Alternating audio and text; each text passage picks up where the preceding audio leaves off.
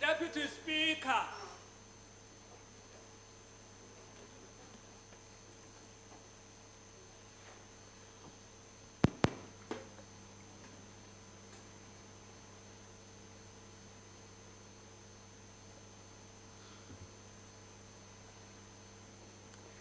There will now be an opportunity for silent prayer and meditation. Yeah.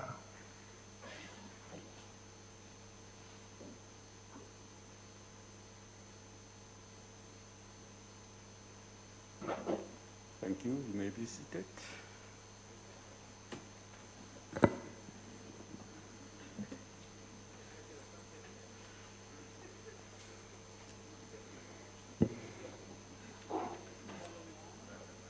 Honorable members,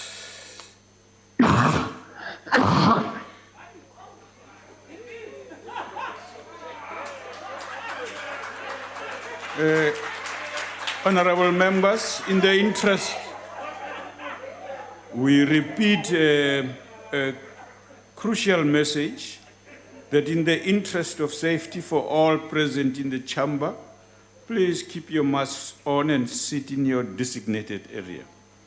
We also request members to sign the attendance register. The only item on today's order paper is questions addressed to the Deputy President.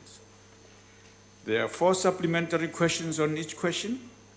Parties have given an indication of which questions their members wish to pose a supplementary question on. Adequate notice was given to parties for this purpose. Please switch off your mics. Just check it. I know often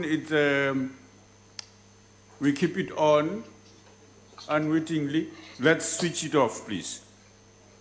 This was done to facilitate participation of members who are connecting to the sitting through the virtual platform. The members who will pose supplementary questions will be recognized by presiding officer. In allocating opportunities for supplementary questions, the principle of fairness obviously has been applied. If a member who is supposed to ask a supplementary question through the virtual platform is unable to do so due to technological difficulties, the party whip on duty in the House will be allowed to ask the question on behalf of their member. When all supplementary questions have been answered, meaning the 4 each time, by the Deputy President, we will proceed to the next question on the question paper. The first question has been asked by Honorable NWA Mazzoni. Honorable Deputy President, good afternoon and welcome. Thank you, Deputy Speaker, and good afternoon to yourself and the honorable members. The first question, the response to the first question, Deputy Speaker and honorable members, as detailed by the Minister of Finance during the address on the medium-term budget policy statement, spending on government programs has exceeded annual revenues for more than a decade now. The persistent gaps between spending and government revenue requires difficult decisions about the structure, the effectiveness and affordability of certain programs in government. Like in many other countries, the current economic situation facing our country is not a unique one. In actual fact, Deputy Speaker, it has further been exacerbated by the COVID-19 pandemic, which all of us are aware of. This dictates that government should repurpose and reprioritize the 2021 spending plans that were initially tabled in the 2020 budget. We must admit that our overall reality Honorable Deputy Speaker, is that we are in an environment of shrinking resources that puts a strain on the national fiscus. That is why, in pursuit of our developmental objectives, we should accept that certain trade-offs will be made. To this end, Deputy Speaker, the National Treasury has been reviewing government's spending in order to improve efficiency by, among other things, focusing on addressing overlapping responsibilities and mandates that leads to duplication of work, as well as ensuring that government does not overpay for services sourced from private sector contractors and suppliers. Even in the face of such challenges, Deputy Speaker, we must not despair, but should sharpen our conversation on that which will contribute to empowerment of our ordinary people that we represent. We must focus on job creation and ensuring that none of our people are subjected to hunger and extreme poverty.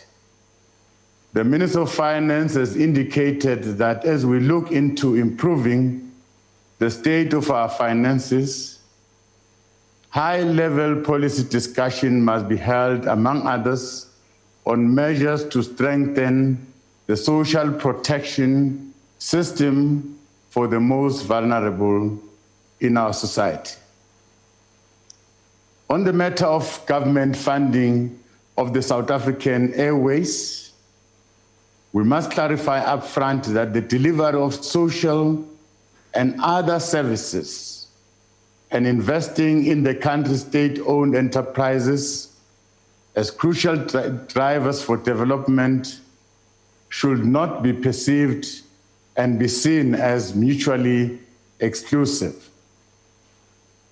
In the contrary, funding of SAA should be understood in line with preserving strategic and catalytic state instruments for transformation, for growth, for development, and for service delivery and employment creation.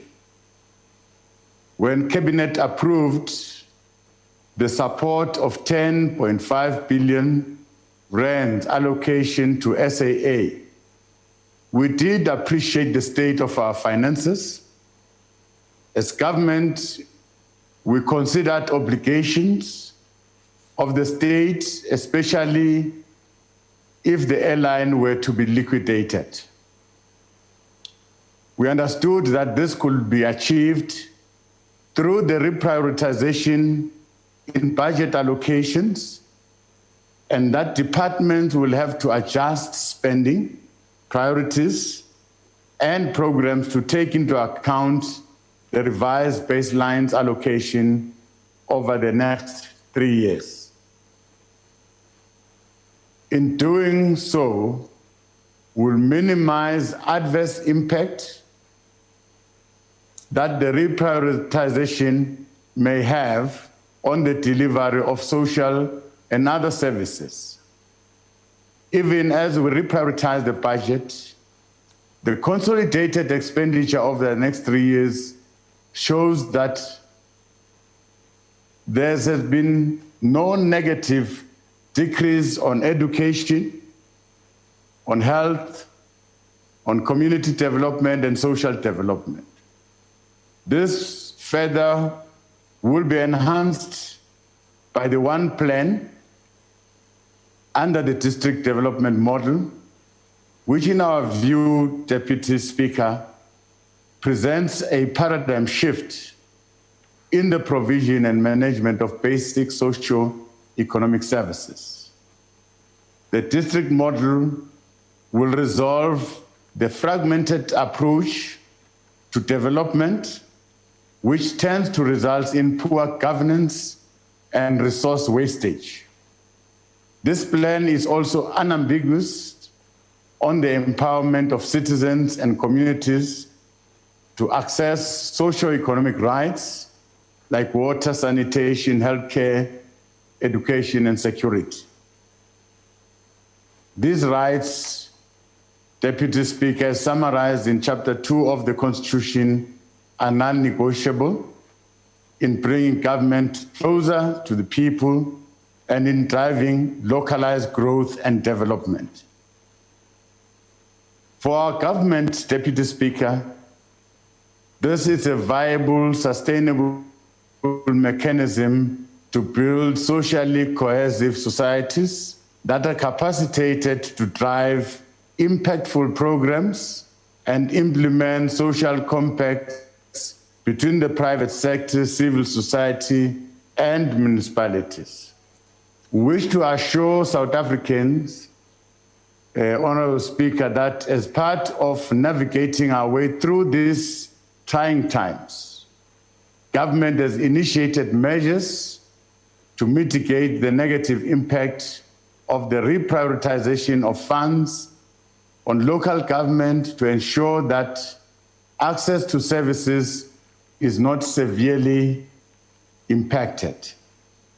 Some of these include the enactment of the Municipal Fiscal Powers and Functions Amendment Bill, which will provide an unambiguous, fair and consistent basis for municipalities to boost their revenues, for recovering development costs, for all land development projects within their spaces. Our approach is citizen-centric and is about entrenching a coordinated developmental ecosystem of competencies, resources, capabilities, and talents. Ultimately, we are about making today better than yesterday and tomorrow better than today. Once the amendment bill has been enacted, the National Treasury will develop implementation guidelines and regulations as well as capacity building initiatives to ensure that municipalities maximize their ability to levy development charges in the most efficient and effective manner. In addition, as announced by the President in 2019, the Infrastructure Fund, Honourable Deputy Speaker, which is being managed by the Development Bank of South Africa, continues to complement government's efforts through catalyzing private sector investment into public infrastructure. Through this fund, there is capacity enhancement of municipalities to deliver on water, on energy, and social infrastructure projects in a very programmatic manner.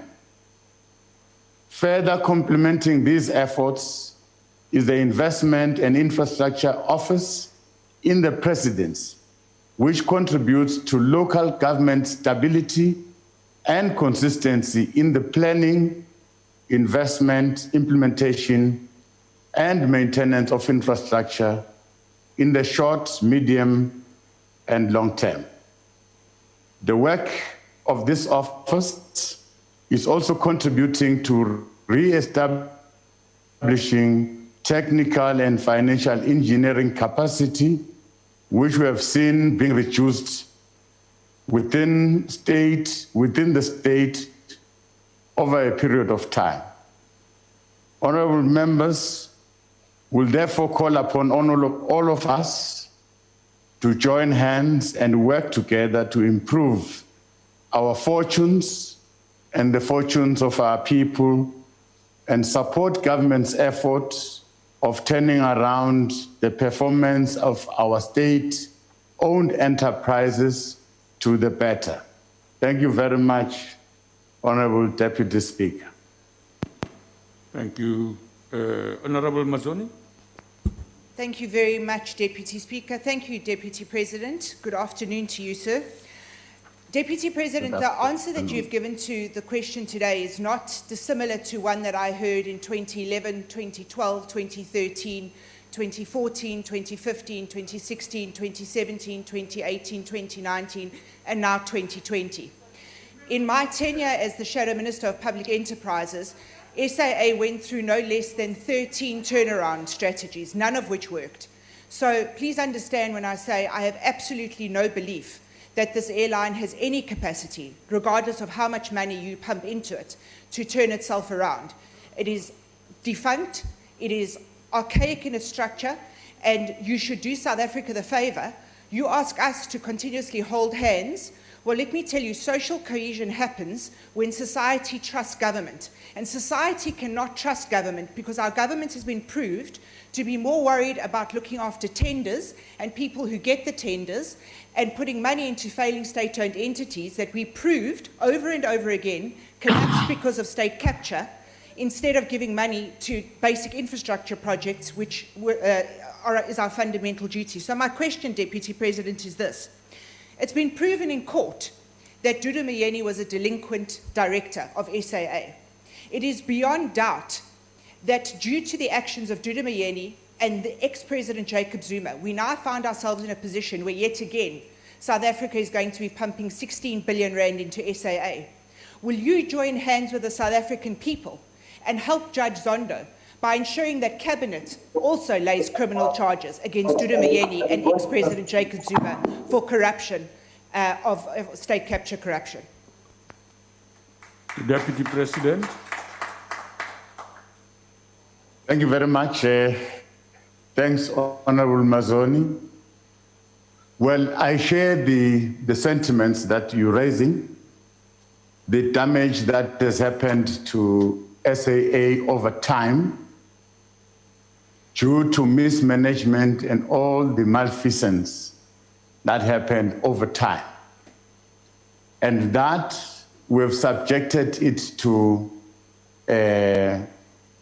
our institutions that are looking at fraud, corruption.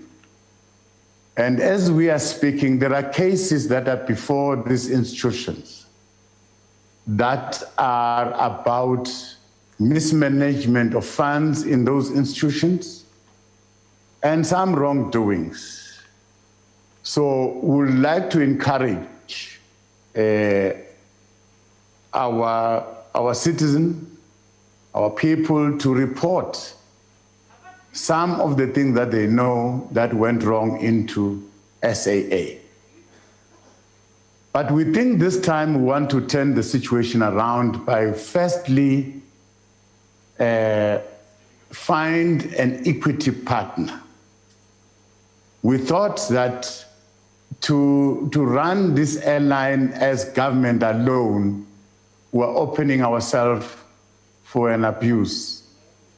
Now, getting an equity partner that will help government so that we can have 2 eyes, we can have 4 ears that can run this airline. And it's not only about government that will appoint board members, it will also be about the equity partner that will bring expertise at board level, will bring expertise at the management level.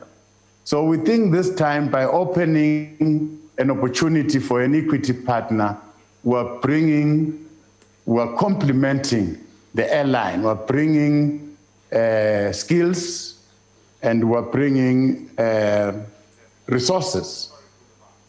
Down the line, we think that government must stop pumping money into SAA. The frustration that you are expressing is well placed, very frustrating to all of us pumping money into SAA without seeing any good returns.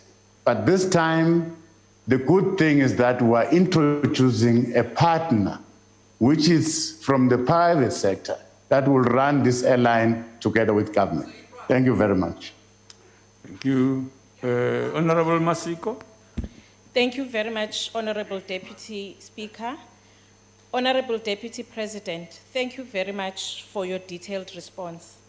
As a developing country with an economy of our size, it is important to have a well-managed state-owned enterprises to assist the program of economic development and transformation. The question is to you, Deputy President. Could you elaborate on the details of how the 10.5 billion allocated to SAA will be utilized? Thank you very much. Deputy President. Thank you very much, Honorable Deputy Speaker.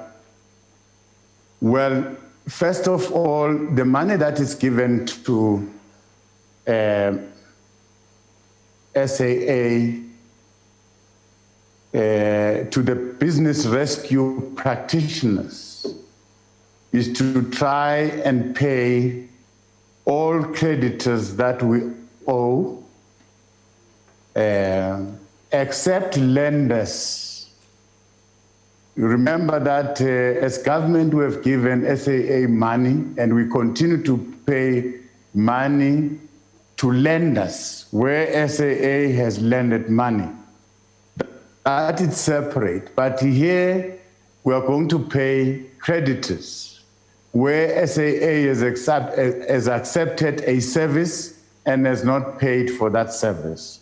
That is one. Secondly, as we are going to restructure, we hope that the new airline is not going to accommodate all the employees, and we are giving space for severance packages that will be paid to employees.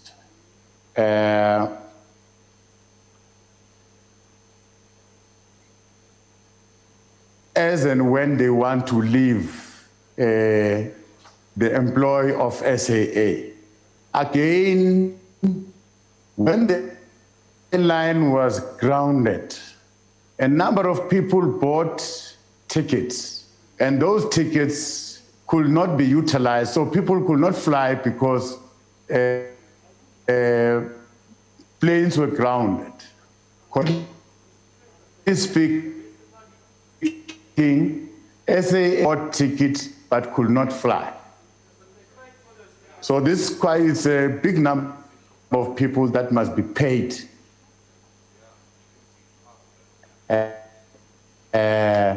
Those to go into paying those people.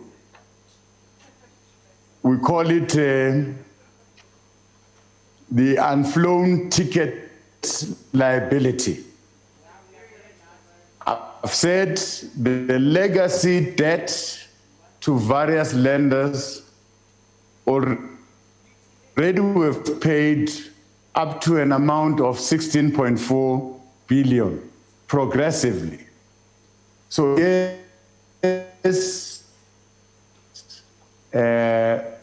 this 10.5 billion is calculated to settle all those creditors, to settle all the liabilities, and then begin a new airline. So it has been calculated and will be closely monitored by the department as a shareholder and the board that is going to be appointed soon that will help us monitor the beginning of the new airline. Thank you very much. Thank you, Deputy President. The next supplementary question is asked by Honorable Ntangweni. Thank you very much, Deputy Speaker. Deputy President of the ANC, local government is at the cold phase of service delivery, and it's the municipalities that must be responsible for many of these services. However, municipalities don't have money because majority of our people don't work, don't pay the rates, and do not pay municipal services. As a result, municipalities depend mostly on equitable share, and conditional grants, with exceptions to your metros, and these become sources of economic activities in most areas. To change this, Deputy President, the EFF have proposed that over and above changing the division of revenue formula that gives municipalities 10% of the raised revenue to give more money to municipalities, and thus, Deputy President, you have agreed with us in the past. We must also make clear conditions that equitable share and conditional grants of municipalities must be spent in locally produced goods and services. Do you agree, Deputy President? If you agree, Deputy President, with the EFF, what are you going to do to ensure that this become government policy and legislative? Honourable Member. Deputy President.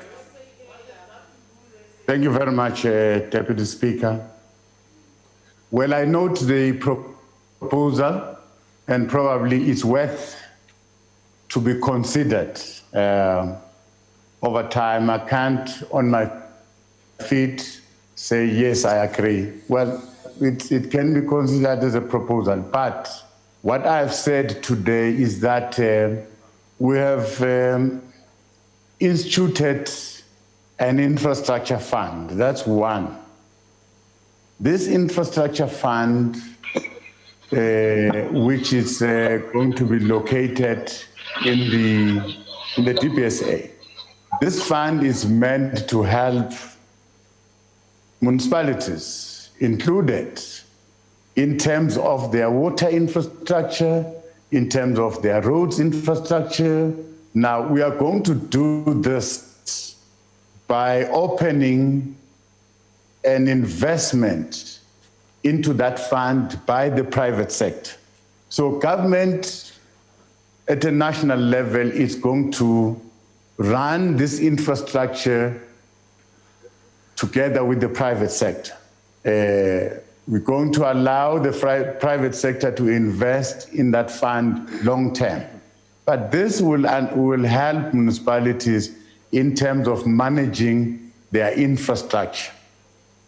Then we're quite aware of the problem that you are raising of municipalities being unable to raise revenue because of their revenue base, which is very limited.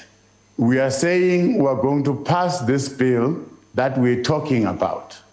This bill is going to, this Municipal Fiscal Powers and Functions Amendment Bill, which will allow municipalities to get revenue for every project that is being undertaken in their respective spaces. They are going to tax that project, whether you are building a house, whether you are building whatever you're going to build in a space of a municipality. The municipality will be in a position to levy, to get money from that. So the National Treasury is going to regulate, put regulations and guidelines on how to help municipalities on how to collect revenue using that piece of legislation. So we think, yes, as much as we agree that municipalities are unable, their capacity to raise revenue is limited, over time it's going to be boosted by this bill, but we must also look at probably merging certain municipalities, because some municipalities don't have economic opportunities within their jurisdiction. It will take time for us to find some economic spin-offs and activities that can help generate some income within those municipalities. So it will take time. It's just a reservoir of people that are staying there without any economic activity and without any possibility in the near future of creating economic activity. Thank you, Honorable Deputy Speaker. Thank you, Deputy President. The next supplementary question is asked by Honorable Van der Merwe. Thank you very much, Deputy Speaker. Deputy President, the Department of Home Affairs is one of those who recently had its budget cut by 562 million. And why? Because these millions were once again needed to bail out disgraced, failed state entities. Deputy President, how do you reconcile these budget cuts knowing that our borders are porous, knowing that we only have 600 immigration inspectors nationwide, knowing that the violent truck driver protests this week over the employment of undocumented and or illegal migrants, as well as the mystery disappearance of the Bushiri family, are obvious symptoms of an immigration system that has completely collapsed? My question, therefore, Deputy President, in light of these budget cuts, what's your government's plan to immediately address the collapse of our immigration system, including the concerns raised by truck drivers, and how far has your government gone in ascertaining which government officials and or ministers aided and abetted the great Bushiri escape? Thank you. Deputy President. Thank you, Deputy Speaker. We're quite aware of the situation in our borders, where some of our borders are really porous. The fence in those borders has collapsed, which has put a very serious strain on the National Defense Force to mend those borders. But again, the real border posts, we feel they need to be improved. There are a lot of things that are happening which are illegal in those border posts. That is why we are now piloting this border management authority that we are going to put in place, which is going to be funded.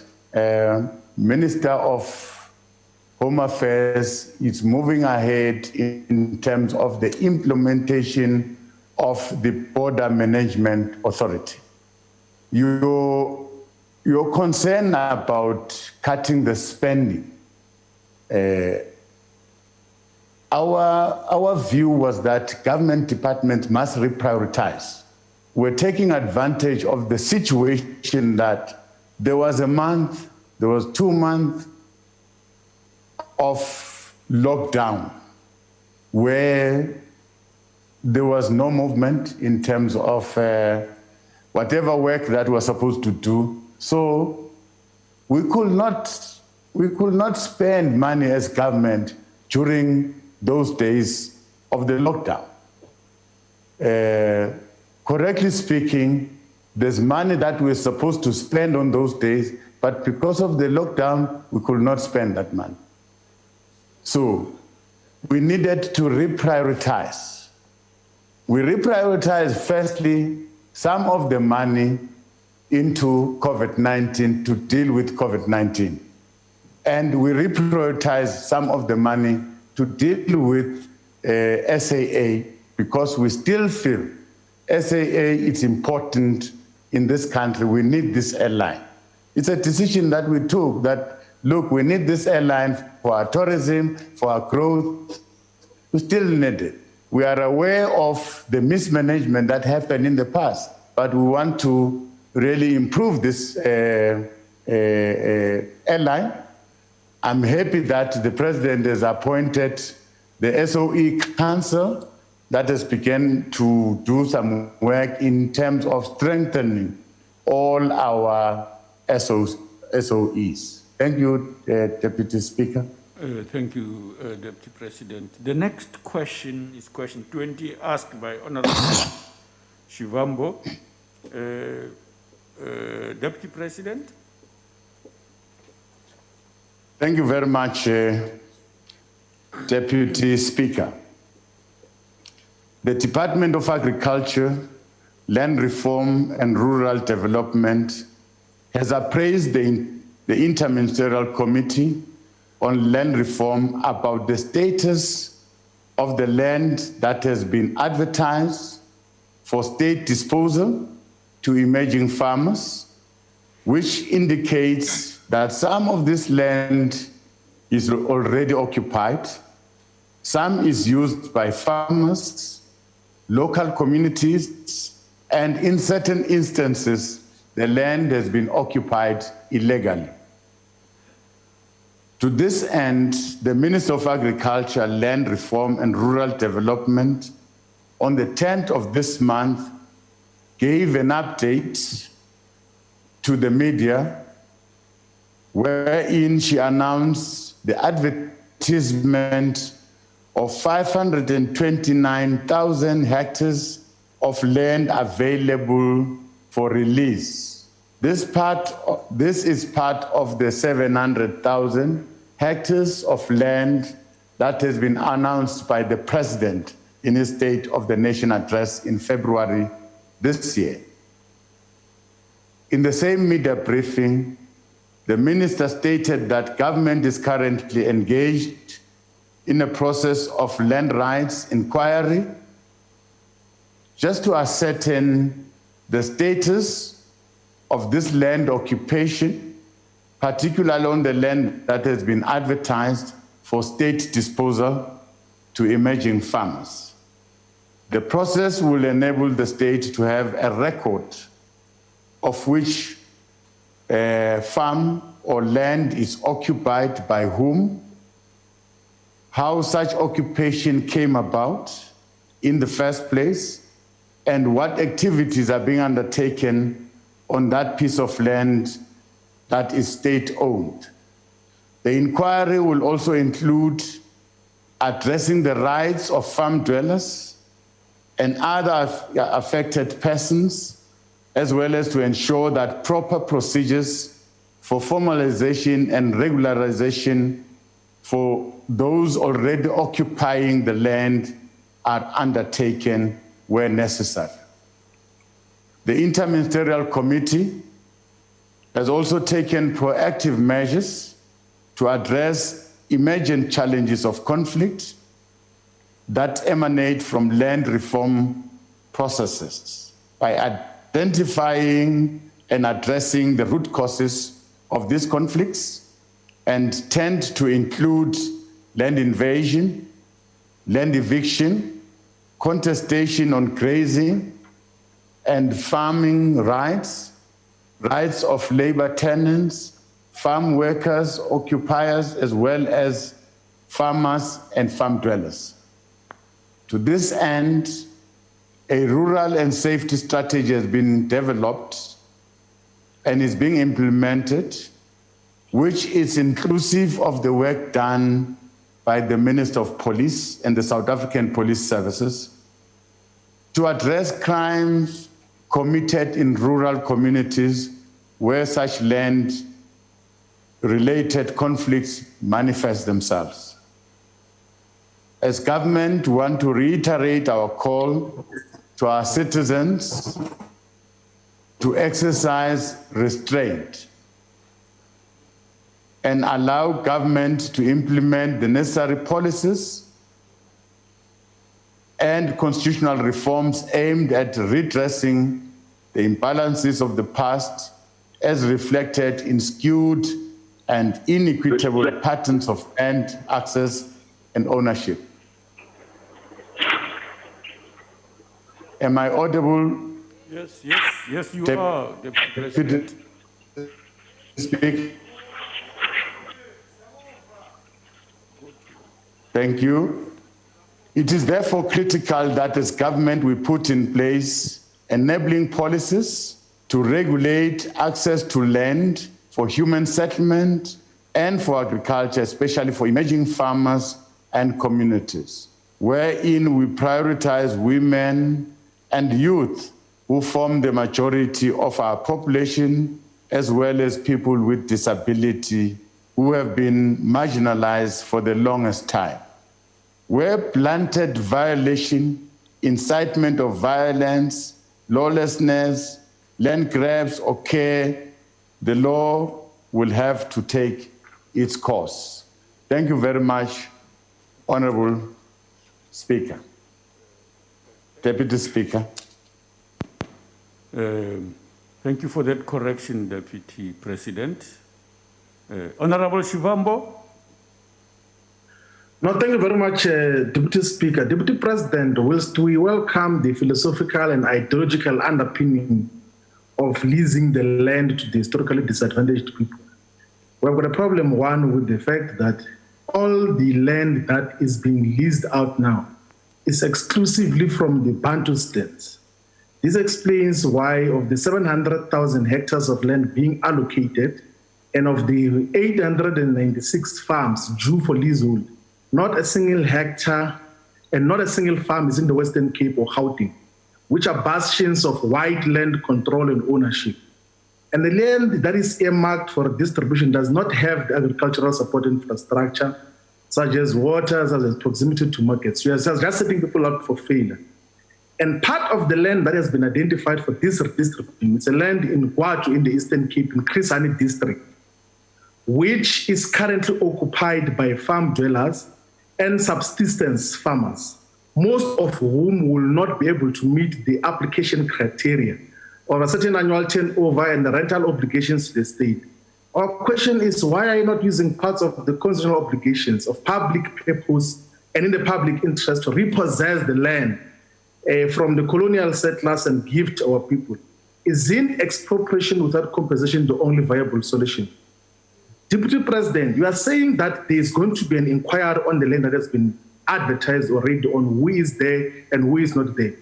Wasn't that supposed to be the first stage that you engage in, to say that before you say you're going to call for applications on state land, you go and inquire who is in that land, whether it's being utilized beneficially by black people?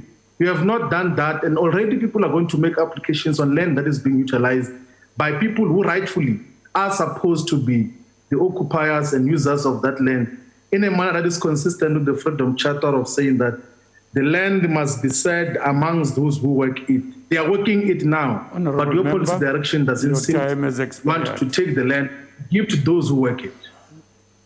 Honorable Deputy President. Thank you very much. Thank you, Honorable Shivamu.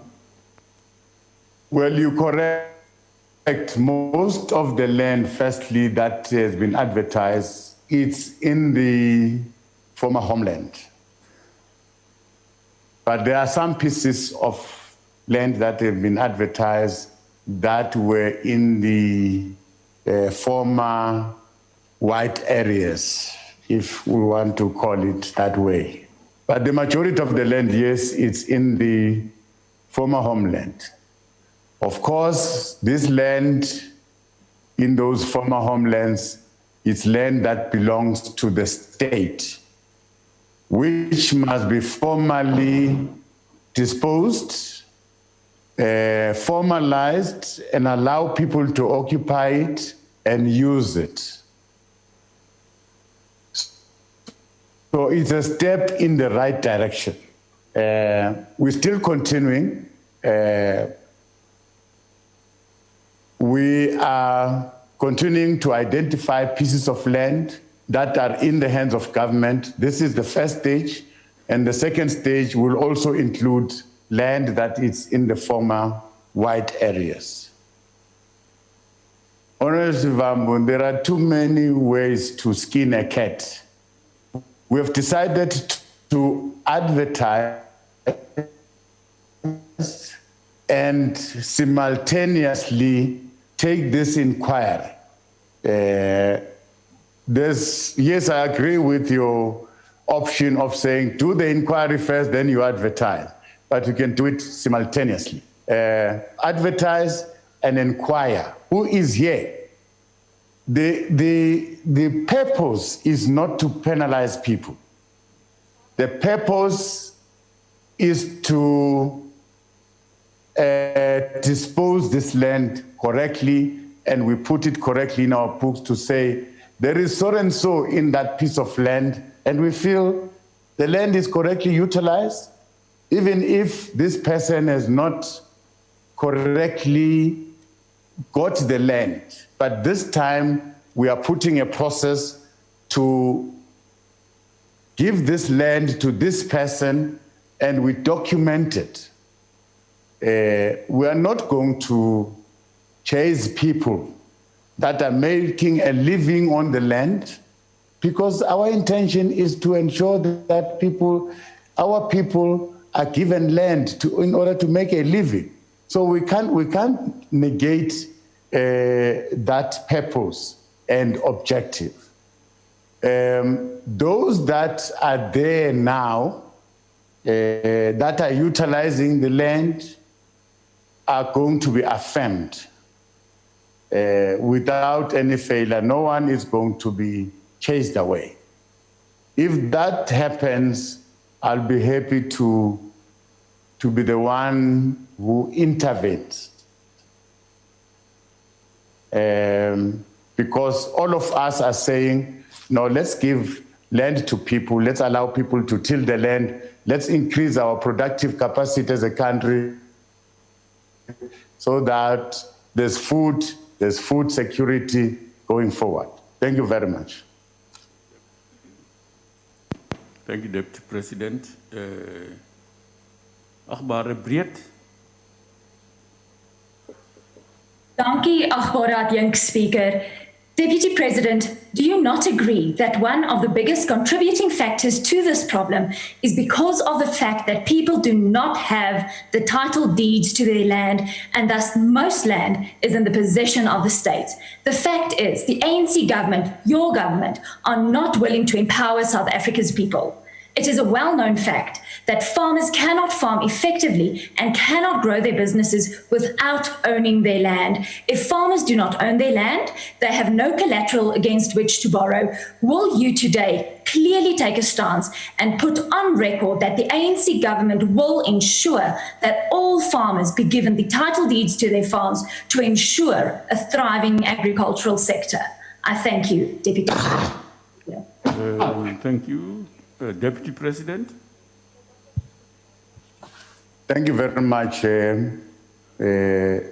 Honorable Deputy Speaker. I think there are different categories in terms of ownership and occupation of land.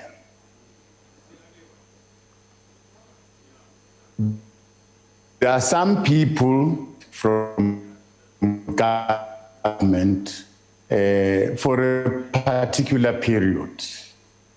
That is prevalent and it's acceptable in our rules. Some people have leased the land for 30 years, 40 years, and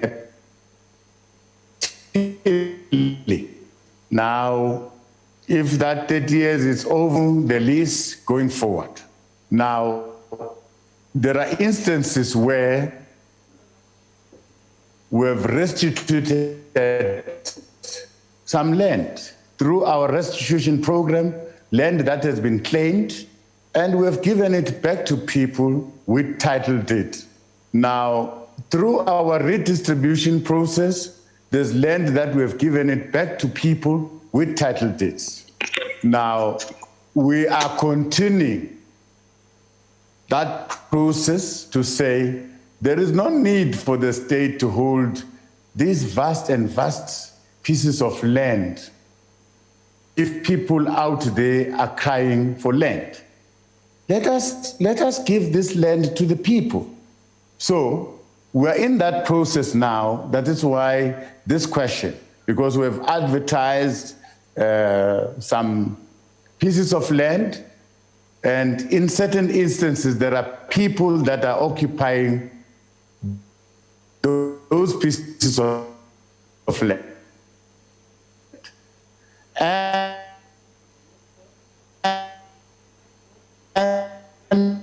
if we find that these people are correct, there are those who are farm dwellers, that have got nowhere to stay.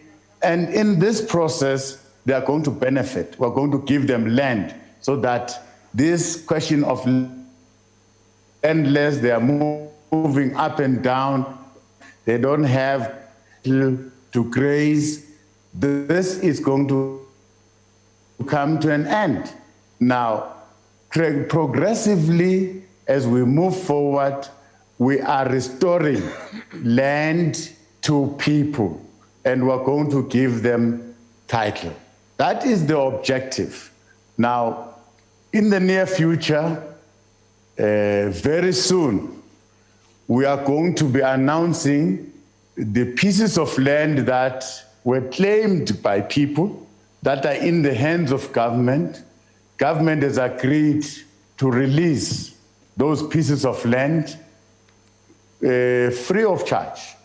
So those will be announced, and all of us will go there and hand over these pieces of land that were claimed by our people that are in the hands of government. Thank you very much. Thank you, Deputy President. The next supplementary question is asked by Honorable Tring of the SCDP.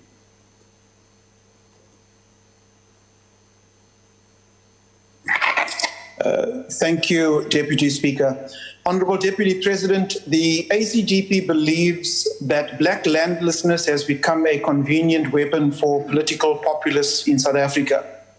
This is corroborated by Sibusiso Nkomo of Afrobarometer, whose survey revealed that most South Africans of voting age prioritize jobs and security over land ownership issues.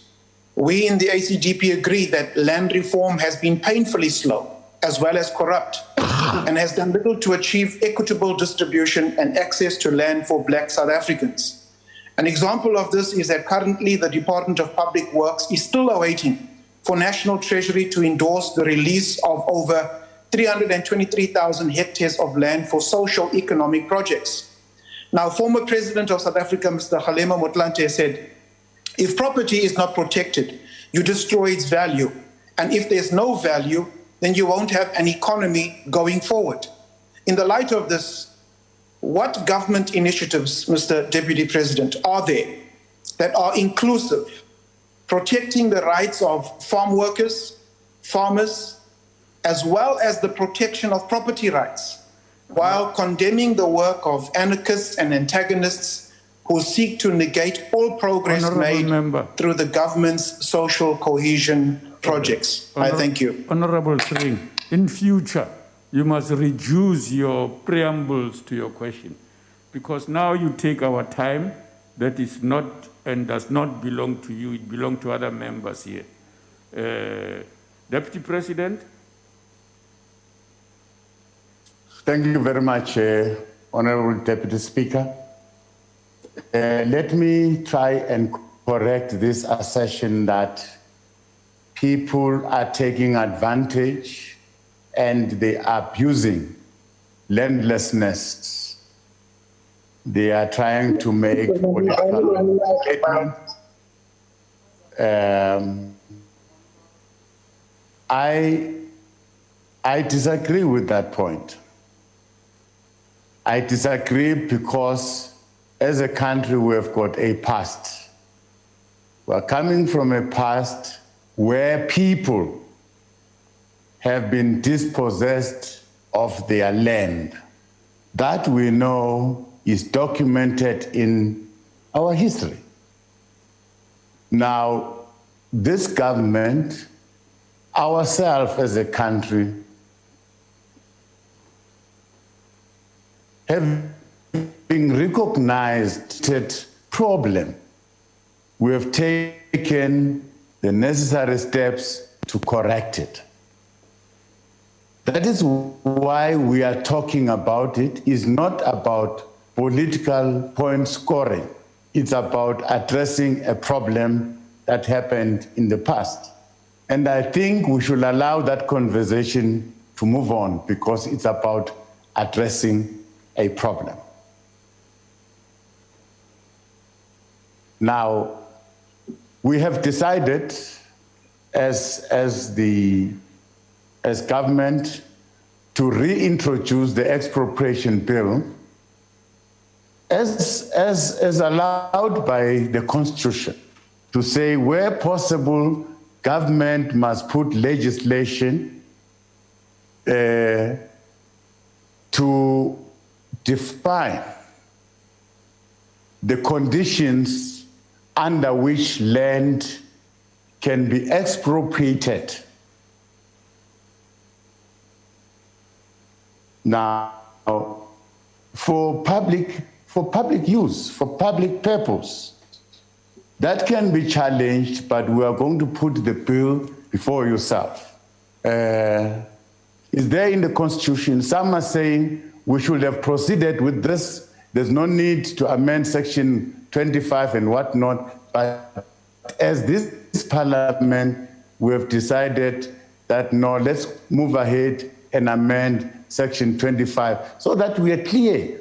We're clear that where there is a public outcry about a certain piece of land, government can take the necessary step to restore that land to the rightful owners. Or if there's public usage for that piece of land, government can expropriate that land.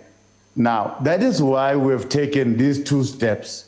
It's not like people are talking about this subject in this country because they want to score political points. Thank you very much. Thank you. Honorable Kabekulu.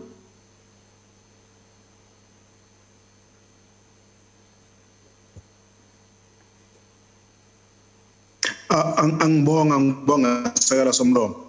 Sekela mongameli. Ukhuluma ngokubuyisela komhlaba ebantwini ukusiza abantu ukuthi bakwazi ukulima abantu bayithuthukise bakwazi uzondla bondle neSouth Africa. Kunabalimi abampisholo abebesebenza vele emaplazini abashiwe ngabalimi abamhlophe ube beqhubeka namaplaza bawasebenza ngempumelelo. Ngenxa yomona noguvu abanye bamalungu eParliament behluleka ukwasenza amaplaza abantu vele abakhiqizayo njengamanje. Case in point, in Eastern Cape sinomlimi obephumelele usuke umakhelwana wakhe wazomphuca iplaza eMpumalanga province nakhona kwenzeke esifanayo. Ngabe ke mhlonishwa mongameli ukhona nomgomo okhona womhlaba othi umlimi nomlimi kufanele abe namaplaza amangaki ukuze kugwenywe ubugovu bese kubona kwamhlophe lapho khona umhlophe ube namaplaza lapho abaloko ko10 20 eyedwa uma province ahlukeneyo. Ukhona nomgomo umhlonishwa mongameli sekela mongameli ozovimbela ubugovu lapho khona abantu bezogxamalaza ngoba nakho bebona indawo ezinye ziproductive ngoba zisetshenzwe bona bengakwazi ukuyisebenzela. Ngiyathokoza. Deputy President. Ngiyabonga sekela la somlomo. Asinawo umthetho wokuthi ke uma unama plus kufanele ukuthi ube neplaza elilodwa ube namabili ube namathathu ungadluli kwa5. Asinawo umthetho loyo. Kodwa ke okufanele ngikusho kulelungu elihloniphekile ukuthi sibe nenhlanhla kakhulu lapha eSouth Africa ngoba sithe uma sikhuluma ngokwabiwa komhlaba bavela labantu abebala elimhlophe bathi thina sizimisela ukusebenzisana nohulumeni futhi ke sizimisela ukuthi umhlaba omunye sinawo esingawusebenzisi singanikezela ngawo. Kungakho sayi advertise i-land donation policy ngoba sifuna ukuvumela wonke umuntu ofuna ukunikezela ngomhlaba ukuthi akwenze lokho ngomgomo othile. Ipolicy ke le njengoba sikhuluma izobhekwa seyifike egcineni siyipublishile abantu bayibheka manje seyifika ukuthi icabinet ithatha isinqumo sokugcina. Siyosebenzisa ke le policy ukuthi uma umuntu efuna ukudonate land asebenzise lo mgomo. Abasozimine amakampani amakhulu afikile kimi, afikile kupresident athi siyiland le singayidonate, singanisiza futhi ukuthi siyibuyisele esimeni lapha ingalimeka khona, siyibuyisele kini. Manje ke siyayibonga lento leyo. We want to say thank you to all South Africans who are taking that attitude of donating land, because this is the right thing to do. It's happening in a very good spirit that seeks to build South Africa. Kodwa ke kukhona la umhlaba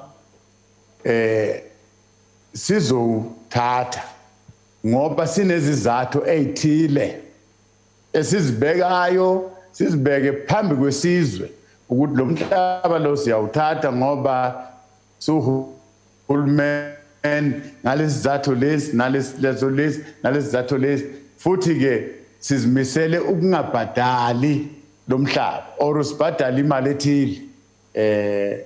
But ke inkulumo ekhona lapha endlini ikhuluma ngokuthi siwuthatha umhlaba singawukhokheli uma ngabe sifuna ukusebenzisela for the public concern. Umhlaba lo siwuthatha ngoba sifuna ukuthi sisize isizwe sase South Africa.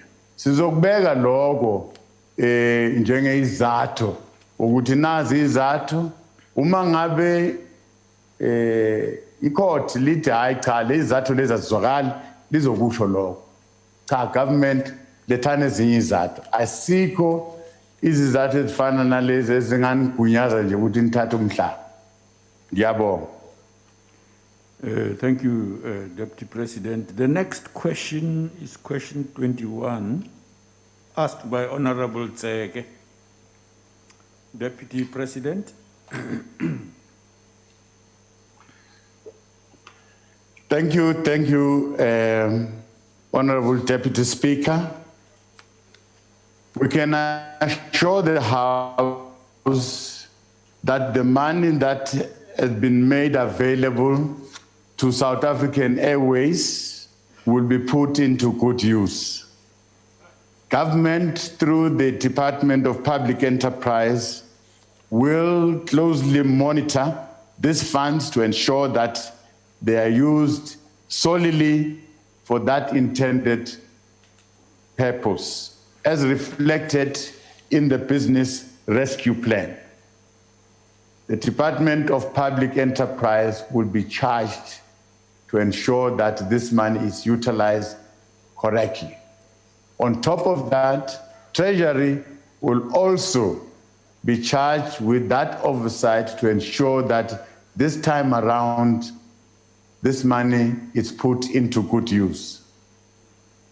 As indicated during our oral replies to the National Council of Provinces on the 3rd of March 2020, government took a decision to heed the business rescue practitioners' advice not to liquidate SAA, but preferred to restructure and transform the national carrier into a sustainable airline.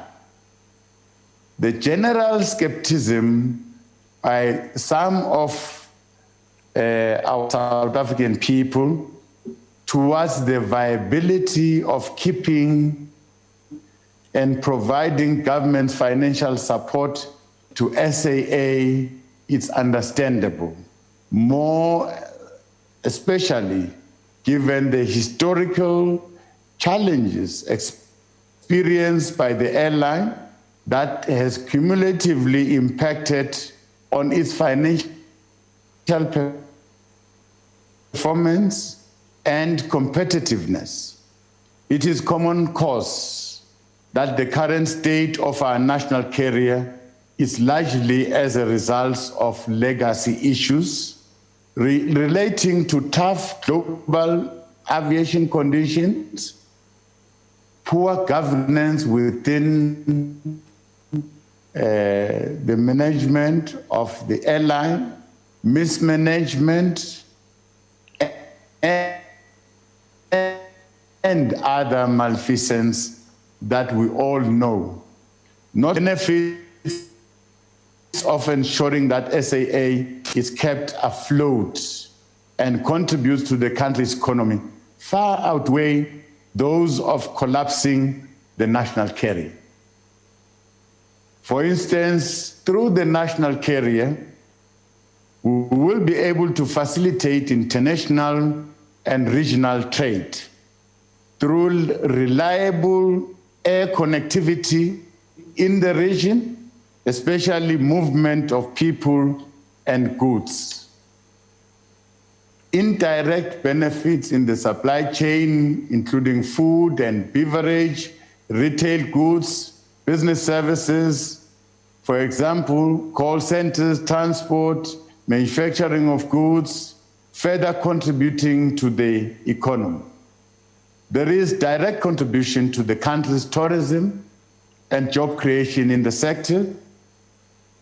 Productivity levels are improved across the economy as SAA technical aircraft maintenance provides services to other local airlines that do not have maintenance licensing. There is advancement of the country's innovation and skills development through SAA cadet programs, as well as contributing to the advancement of the aerospace industry technical capability for our country. Considering all these economic benefits, it is notable that governments across the world recognize the airline industry as an essential economic enabler and thus are rendering relevant support to their aviation enterprises. Equally so, South Africa as a developing country needs to maintain air connectivity towards achieving economic development in line with these global trends. In pursuing this path, it is encouraging to note that government's efforts during efforts of turning around SAA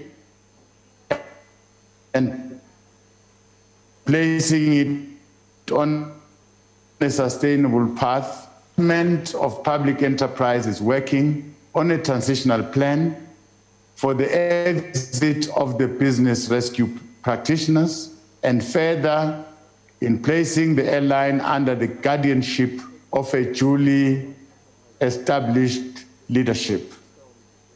This work will be embarked upon finalization of an agreement with the relevant stakeholders, including employees, their respective trade unions, and SAA management on the revision of terms and conditions. Once all these measures have been undertaken, we are certain to have a world-class airline that is competitive, reliable, and the most sought-after carrier in the African continent, of which all South Africans can be proud of. Honorable Deputy Speaker, with the negative impact of COVID-19 pandemic, resulting in flight cancellation, grounding of aircrafts, and closure of airports, as well as retrenchment of employees, government across the world had to step in to support their airlines, thus cushioning them from such challenges. Accordingly, SAA has not been immune to these challenges facing airlines globally, including challenges prior to COVID-19 pandemic. As we embark on efforts of reconstruction and recovery, our success largely depends on a well-run and effectively coordinated state institutions that consistently deliver high-quality services while prioritizing the nation's developmental objectives as envisaged by the National Development Plan. The allocation of 10.5 billion rands, honorable members, will thus contribute to easing long-term obligations such as legacy debt, high cost of labor and leases, thus improving on the cost structure of the airline. The identification of a strategic equity partner, for instance, seeks to ensure that the airline receives no further funding from government. Its strategic importance is therefore to bring in equity, fit-for-purpose management skills, technology, and commercial acumen into the entity. This intervention should contribute to placing the airline on a new path of recovery. Honorable Deputy Speaker, as part of ensuring effectiveness of the intervention by government in supporting our strategic SOEs, including SAA, work within government is continuing under the leadership of the President of ensuring that our country's SOEs are aligned to the country's developmental agenda and are thus viable, efficient, effective, and competitive. For instance, the Presidential State-Owned Enterprise Council, which comprises of leadership from government, some ministers, comprises of labor, business, and academia. These are leaders that are charged with providing to reposition the SOEs as effective instruments of economic development. The need to ensure that SAA is overseen by an effective management is an area which applies across all our state-owned enterprises. We are confident that efforts being led by the Presidential State-Owned Enterprises Council will result in having efficiently managed SOEs that are development-orientated and contributing to the deepening of South Africa's industrialization. It is our view, Honorable Deputy Speaker, that in order to change the trajectory of our national airline, we need to have a capable workforce that is skilled, experienced, and focused on the developmental agenda. Therefore, our expectation is that the new board, which will be appointed in the next few weeks and days, will focus on returning the airline to sustainability. This expectation also implies that the appointment of the airline's executive team, which will be done after the appointment of the board, must happen with immediate effect. Thank you very much, Honorable Deputy Speaker. Thank you, Deputy President. Honorable Tseke. Ke a leboga motlatsa Musa Khutla wa ntlo ibile ke rata go leboga motlatsa presidente wa naga ka karabo e nonofileng ya re fileng yona.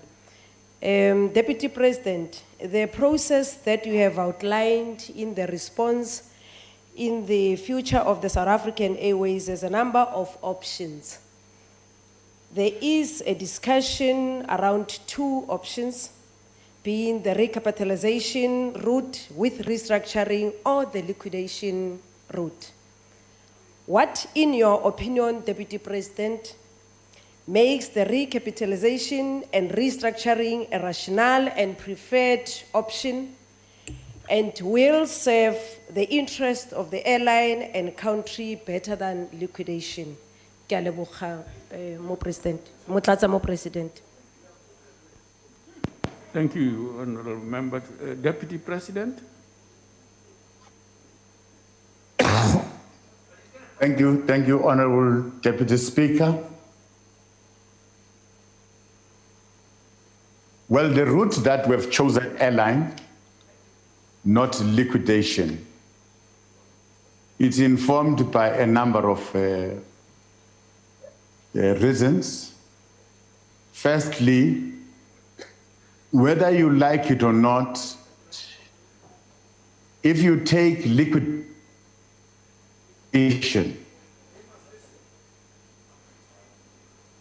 you are not exempted that you must pay. You are not exempted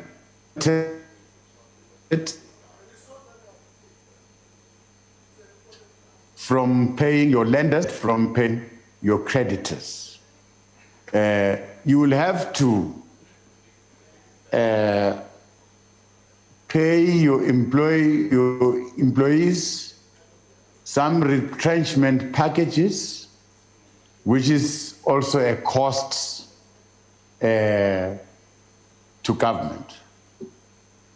Some of the aeroplanes were leased. We are owing money for those leased aircrafts. Whether you opt for liquidation, you must pay that debt. So we were going to pay large sums of money and finally liquidate the airline and remain with nothing. Now, the route that we have chosen, that yes, the obligation of paying all your lenders, your creditors and all that, it's a must, but let's try and restructure the airline and have the airline for our developmental needs. This airline, it's a good instrument, a good catalyst for growth and development, like we've said. Thank you very much, Deputy Speaker. Thank you, Deputy President. Honorable Sheikh Imam. Thank you very much, Deputy Speaker. Very good afternoon to you, Deputy President. Deputy President, the success of South African Airways will depend on learning from the mistakes that we've made in the past. Okay, and some of the mistakes, and something that repeatedly I myself have brought to the attention of our House, but we do not get answers. What really happened in the case of Coleman Andrews, who sold your entire fleet of aeroplanes to his own company and then leased it from the very same company? Why is there no repercussions for that, and why are we not recovering the money? The other mistakes has been our call center, like you said, we spoke about call centers, which is in the United States of America, the high price of water, 1 in 3 workers not being at work and things. But very importantly, Deputy President, in order to make a success of South African Airways, will you encourage that all public representatives and officials, since we are complaining that we're using taxpayers' money, will in future, once SAA is on the air again, use South African Airways as charity begins at home? Thank you, Honorable Sheikh Imam. Your time has expired. Deputy President. Thank you very much. Honorable Member is coming with a very creative proposal. But remember, Parliament is a different arm of the state. Parliament can take that decision that, look, all our members must use South African Airways. This is our airline. You are within your right to do that. But South African Airways must be able to service you not continue to have flights cancelled, disrupt your programs and all that. It must be an efficiently run airline. Now, the problem that you're talking about of a number of aeroplanes that were sold and leased again. Now, we are not getting the business rationale for that. The explanation that was given to us was that it is costly to run an airline, an aeroplane that you own, rather than to run an aeroplane that you have leased, because you can always change it as and when you feel it must go for service, you then change it and get another one. Whether that's correct, I think it's for the Department of Public Enterprise that is still investigating the matter. But I must say that South Africa needs an airline. We are just unfortunate of the past, what happened to SAA.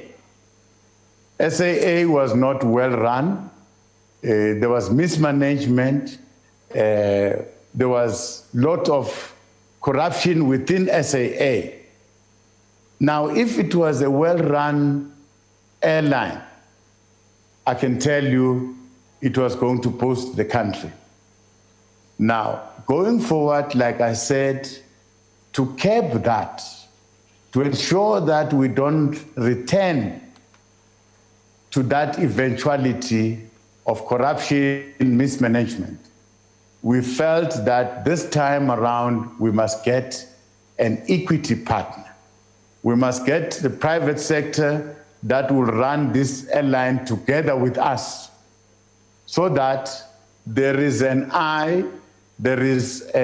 infusion of skills, better skills that we don't have in the public sector that will come from the private sector. We think we are going to succeed, but we need this airline. Thank you very much. Thank you, Deputy President. Honorable Lees, you are the third.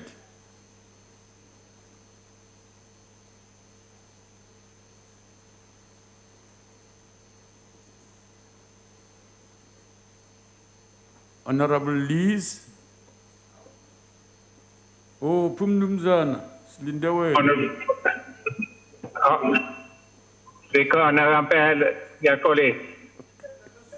Honorable Deputy Speaker, to you, to the Deputy President. Deputy President, the question of SAA and the question of Coleman Edwards has been settled a long time ago. And has that episode in the airline had any impact at all in the running of the airline over the last 5 years? And the losses, massive losses, and bailouts that we have incurred during that period.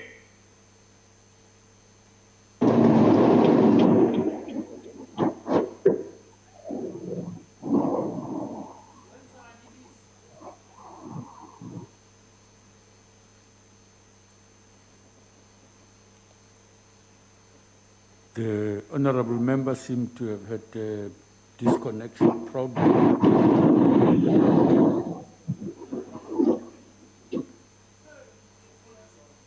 Is there someone in the House who can complete his question?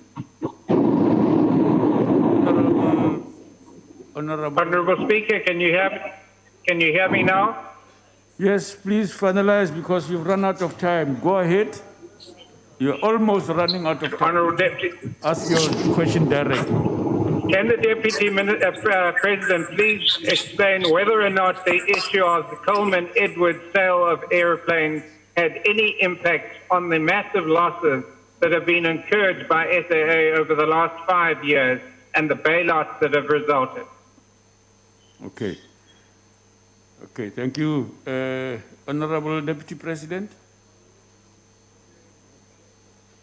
Thank you, Honorable Deputy Speaker. I think I might have heard the question to say the impact of the sale of the aeroplanes to the situation in which SAA finds itself.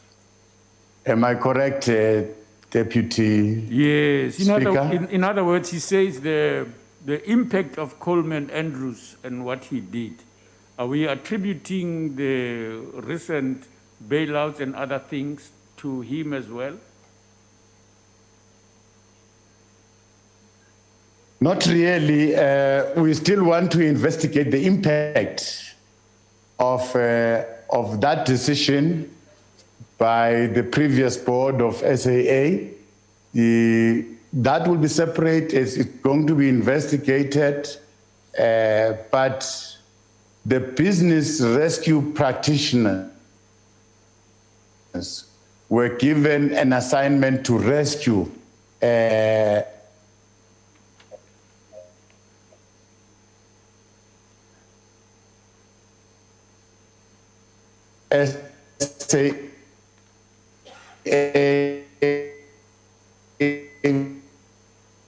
which was a collapsing, came up because they've indicated the debtors that we owe to say, if you want to resuscitate this airline, this is what you need, this is what you need, this is what you need. Really, they did not go into details of SAA. Thank you, Honorable Deputy Speaker. Thanks, Deputy President. Honorable Kwankwa.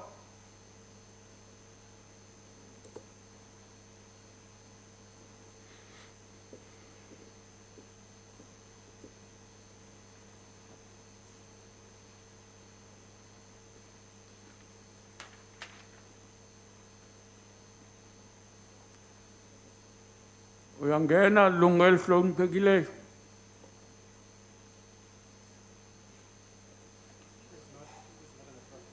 It's not connected. He's covered, Deputy Speaker. If Honorable Kwankwa is there anyone in the House who can represent him?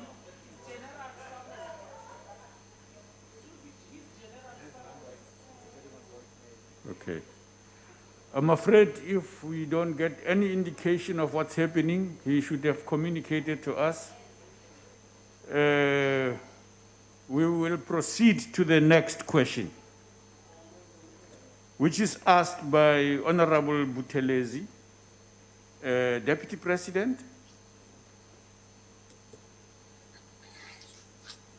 Thank you, Deputy Speaker. We've always been open and frank about the issues surrounding Eskom and how Eskom should be turned around for it to succeed. Even to this date, Honorable Deputy Speaker, we continue to be alive to the reality faced by the power utility, and by the way, which is largely informed by legacy issues and other challenges related to rising debts. As government, our top priority is to address Eskom's financial and operational challenges and return it to a growth trajectory. Given the strategic role and importance of Eskom to the economy, failure to turn Eskom around is not an option. It is thus no coincidence that over the past few years, Eskom's focus has been on strengthening its financial position through demand stimulation, cost curtailment, and efficiencies. as well as striving to achieve a cost-effective price of electricity. This was support from government, which commenced now in 2020 financially. In addition, Eskom is implementing a comprehensive plan which focuses on 5 key areas, that is namely operational recovery, improving the income statement, addressing the balance sheet, accelerating the restructuring of Eskom into initiatives, and building a high-performance organization through addressing the culture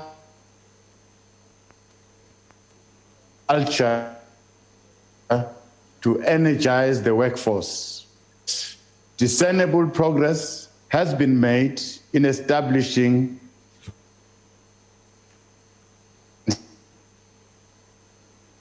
stabilizing the firm sustainable path. Honorable Deputy Speaker, on the issue of the financial results as released by Eskom, let us understand the loss for what it is. Correctly speaking, a net loss is not a demonstration that no work is being done, as there's been recorded revenue growth. It is true that Eskom recorded a net loss of 20.5 billion rands for the 2019-2020 financial year, of which is in line with what was budgeted and in the first place affected by the revenue collection. At the same time, Eskom also posted an operating profit of 9.2 billion during this financial year, the previous financial year. However, the unsustainable debt level of more than 480 billion rands has led to Eskom's gross interest costs becoming the second biggest cost item, both employee benefit costs and capital expenditure. We wish to place it on record that government has taken a view that Eskom must be supported to implement a comprehensive turnaround program. This will ensure that the utility develops and enhances its requisite institutional capabilities to meet the country's energy needs.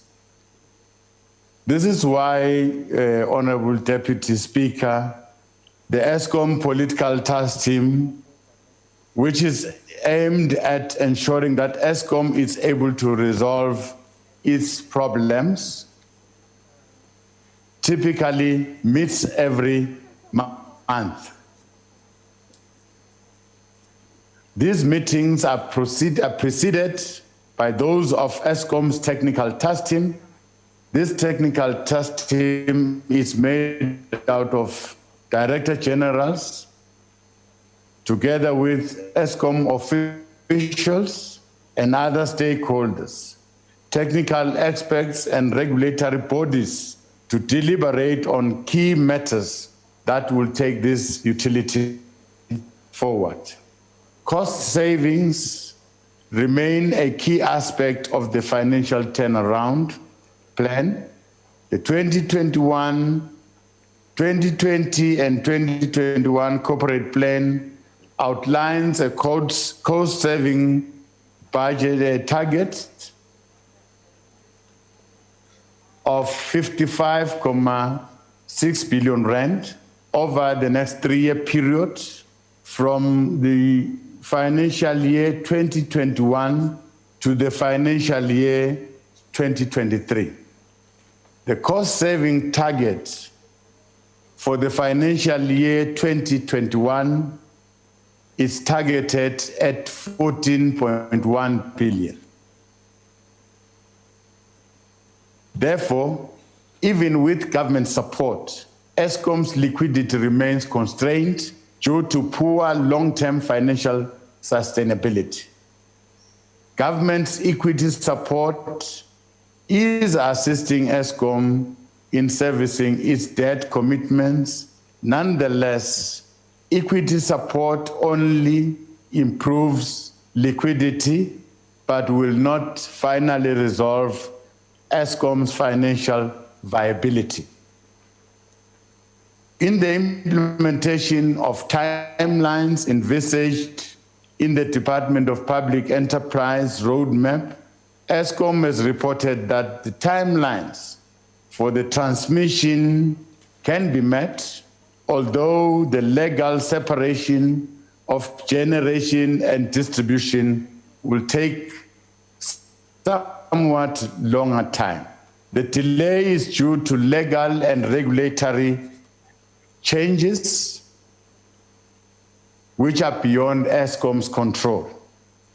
Eskom has also decided to accelerate the legal separation of transmission, which will create the required certainty for prospective investors in generation capacity, in turn ensuring that bids are fairly adjudicated relative to Eskom generation. The end state of the process is to ensure that the three divisions will be able to operate as standalone and financially visible and viable businesses. This will further ensure that Eskom is able to mitigate the risk to debt and lender security as well as asset base. In view of this, we are comfortable with the progress towards achieving the milestones envisaged in the roadmap. That means Eskom is on track. While Eskom is improving its revenue and debt collection measures to fund its operation and ensures that electricity is supplied on a sustainable basis, rising municipal debts continue to pose a serious risk to Eskom long-term financial sustainability. They also significantly contribute to liquidity challenges that are facing the entity. We therefore fully support Eskom's effort to collect revenue by following its credit control measures. And we reiterate our commitment made in both houses to ensure that organs of state do expedite payment that is outstanding, that is owed to Eskom, and that they settle all outstanding debts that are owed to municipalities. The Eskom political task team is also in the process of finalizing an effective institutional mechanism and resolve disputes where there are disagreements on the debt amount that is owed. This will culminate in the appointment of facilitators to oversee this process.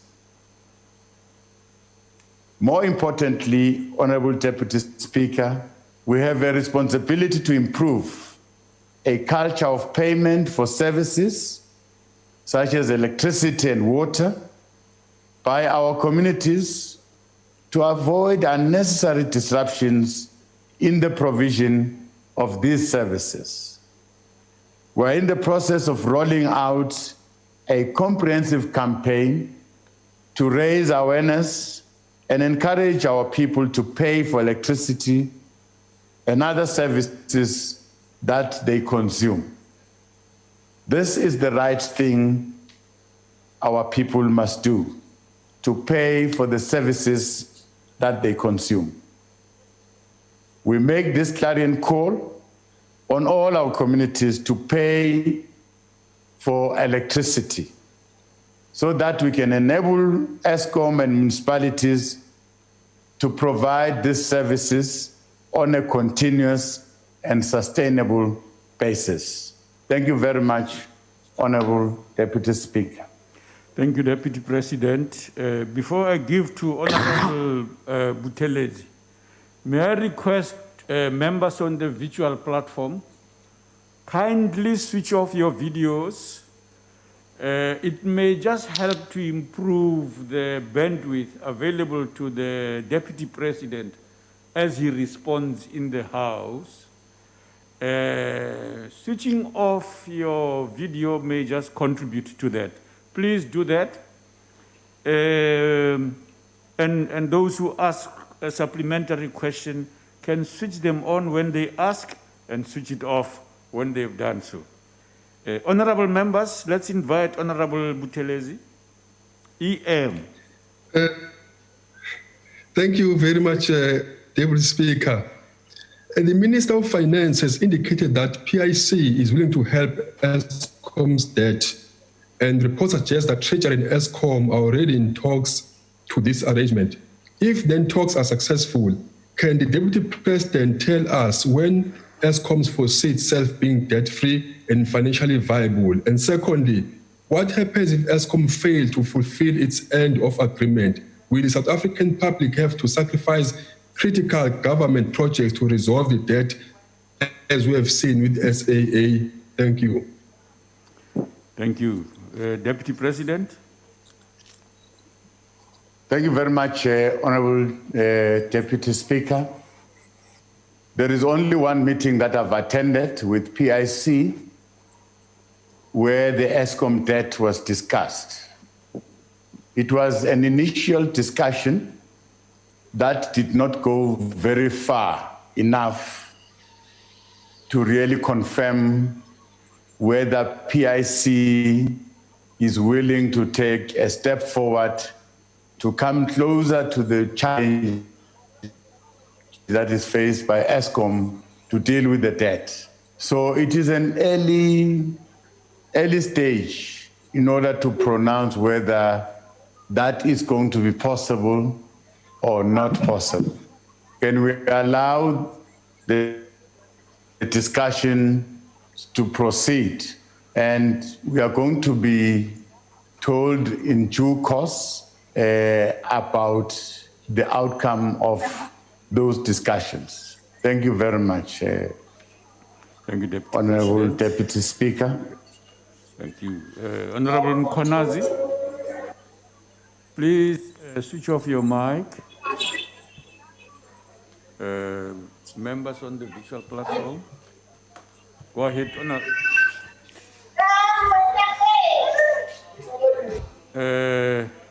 Honorable Shelembe, please switch off. Please switch off. Yeah. Go ahead, Honorable Member. Thank you very much, Deputy Speaker. Deputy President, we acknowledge the extraordinary work of the Eskom political task team under your leadership towards Eskom turnaround strategy. As you elaborated at your first response, Honorable Deputy President, can you elaborate on the plan for the PTT to deal with municipal debt to Eskom by big businesses, households, government departments and entities to pay what is due to Eskom, and what are all spheres of government and leaders of all sectors of society doing to ensure that all citizens, responsible citizens who have an income, understand the importance of paying the services they receive, and how the payment for services will assist municipalities and Eskom to continue rendering these services in a sustainable manner. Deputy Speaker, thank you. Thank you very much. Honorable Member, please help us. I did hear you talk about a political task team. Now, and then later you say PTT. Now, we do want people to hear what you are saying, that you are still talking about the same thing. So I'm requesting you in future not to do what you did. That's all I'm saying. Okay. The Deputy President heard you because he works where they speak that kind of language you are speaking. Deputy President? Yeah, thank you very much, Honorable Deputy Speaker. You're correct. I've heard exactly what the member is trying to convey. Now, we have done a bit of work in the political task team, which I'm happy of. I'm happy of the progress we have made. We have moved insofar as all our public institutions are concerned. Government departments have moved a step forward, just one step, though grappling some difficult. To date, we have recorded almost just above 4 billion money that is coming from the public sector that goes into Eskom.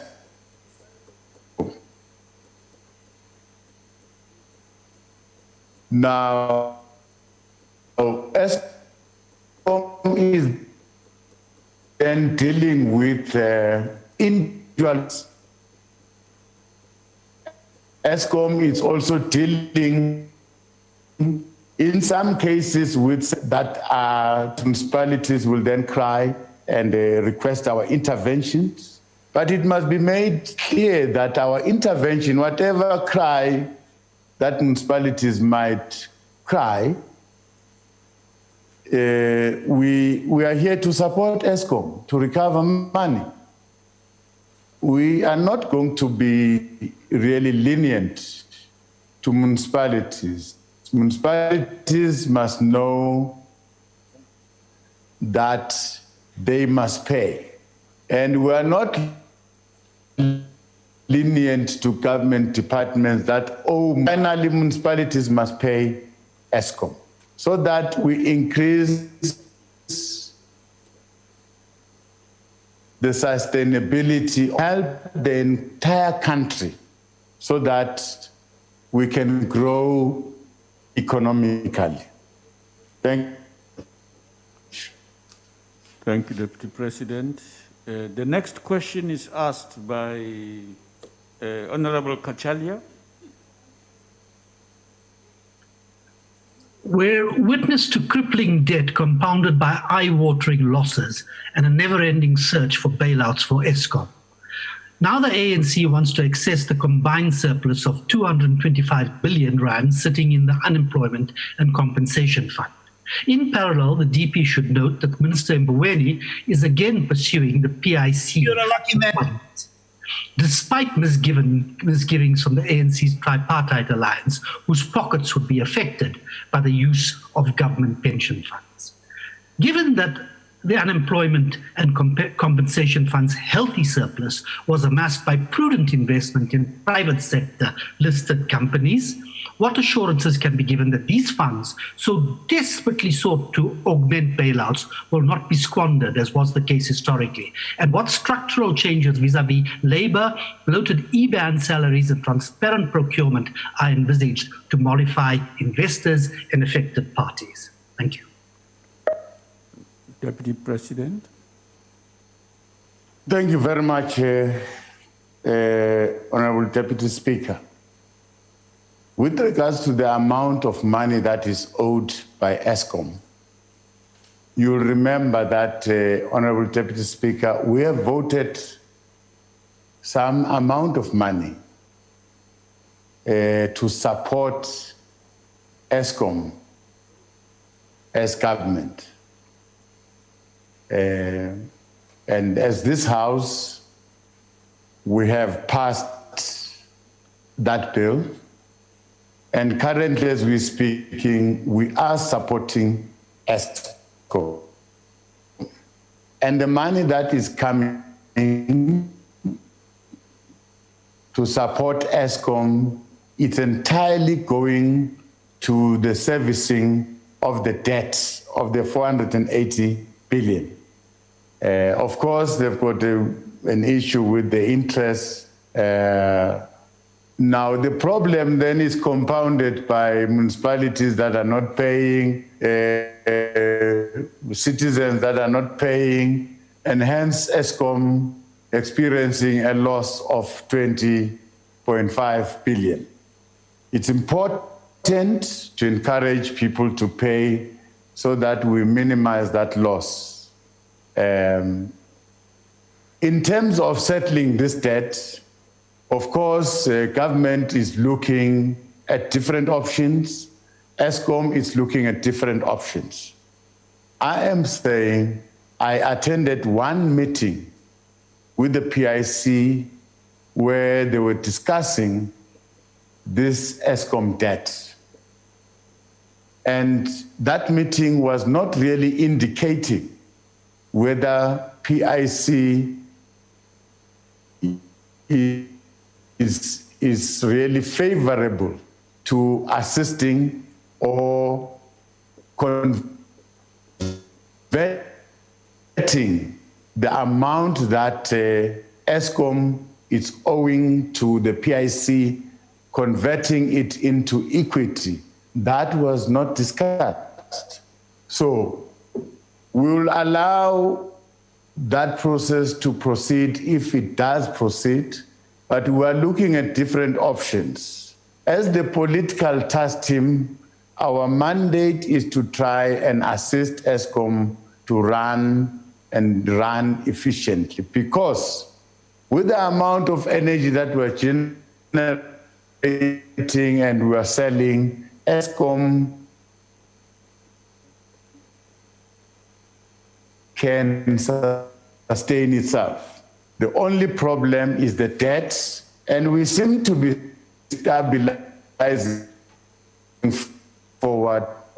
Only needs to be attended, but generally the improvement in terms of operational issues, the improvement in terms of our generation capacity, maintenance, all those are on track. The unbundling of Eskom on track. We seem to be battling with a few items on the table, but we can safely say Eskom is on the right track. Thank you very much. Thank you, Honorable Deputy President. Honorable Mautwe. Thank you very much, Deputy Speaker. Deputy President, you can't say to us that Eskom is on the right track. The situation at Eskom is perhaps the greatest risk to the survival of this country. And you need to have the right kind of people at the helm of Eskom and the right kind of policies. We're talking today, Deputy President, you just said it now, that Eskom recorded 20.5 billion rand loss for this past financial year. Eskom is sitting at 71% of gearing, which simply means that they are unable to survive without the assistance from government. The situation will become even worse if they are unable to collect revenue and the interest rates shoot up. You do know that they will then be declared bankrupt. But even worse, Deputy President, is that this same leadership that is leading Eskom is projecting losses of about 26.2 billion rand in the next financial year, despite the confirmed government support of 56 billion rand. So, Deputy President, despite evidence pointing to the incompetence, nepotism, and corruption, do you still have confidence in the present leadership of Eskom to lead the entity out of its financial and functional problems? And why is Eskom persisting with the power purchase agreement with independent power producers, despite mounting evidence that these agreements are a drain on Eskom's financial health? I thank you, Deputy Speaker. Honorable Deputy. Yeah, when you are telling me time, people have been speaking here for 5 minutes. You have not been saying anything. Honorable Member, you are out of order. You are out of order yourself.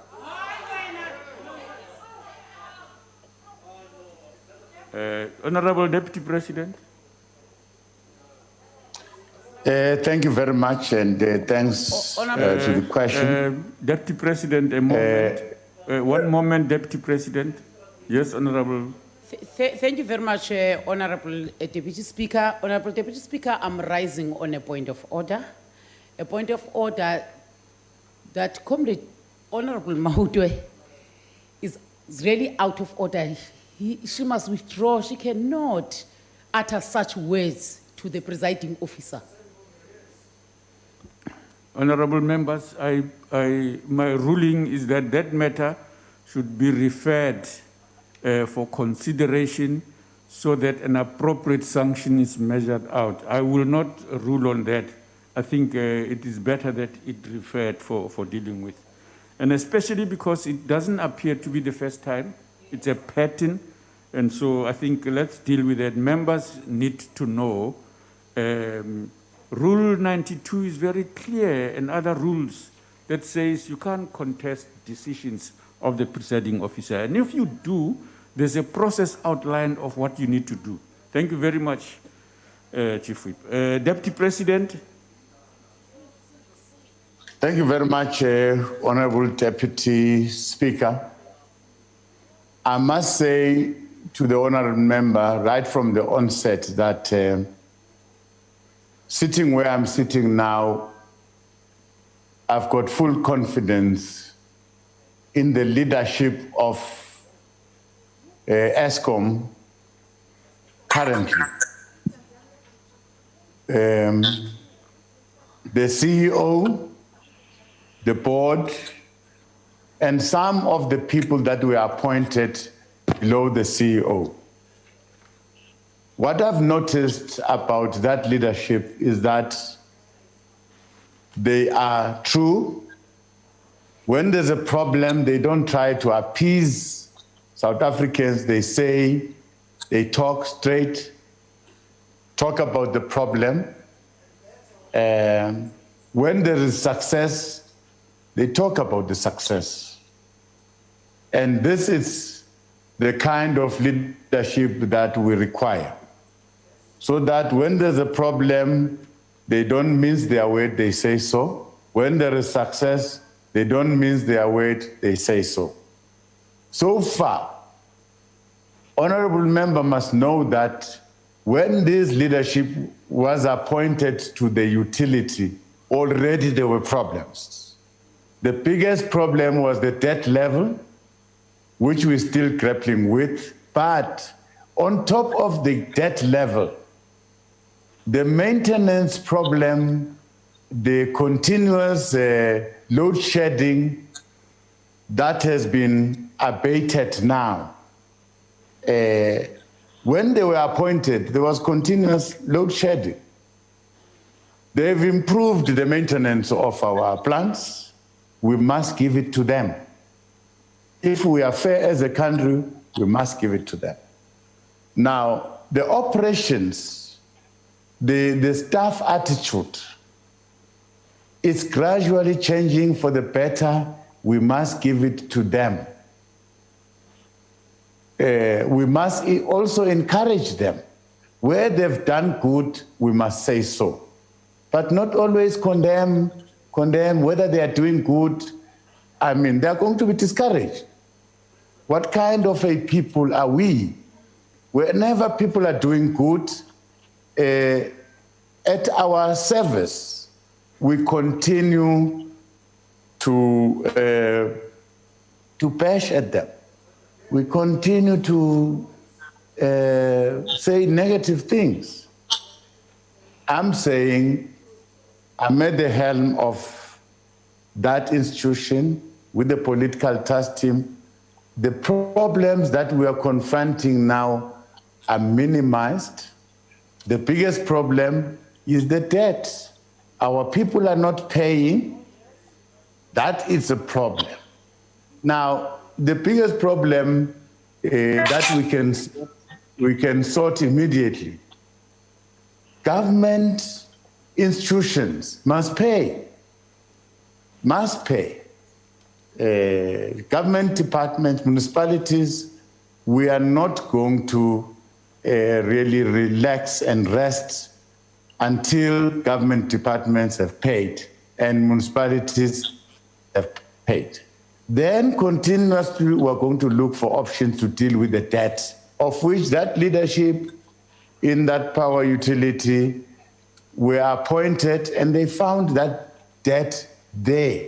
And collectively, we're working with them to try and minimize that debt. But I think, sitting here, we are on the right track. Thank you very much. Thank you. Thank you. Honorable Groenewald.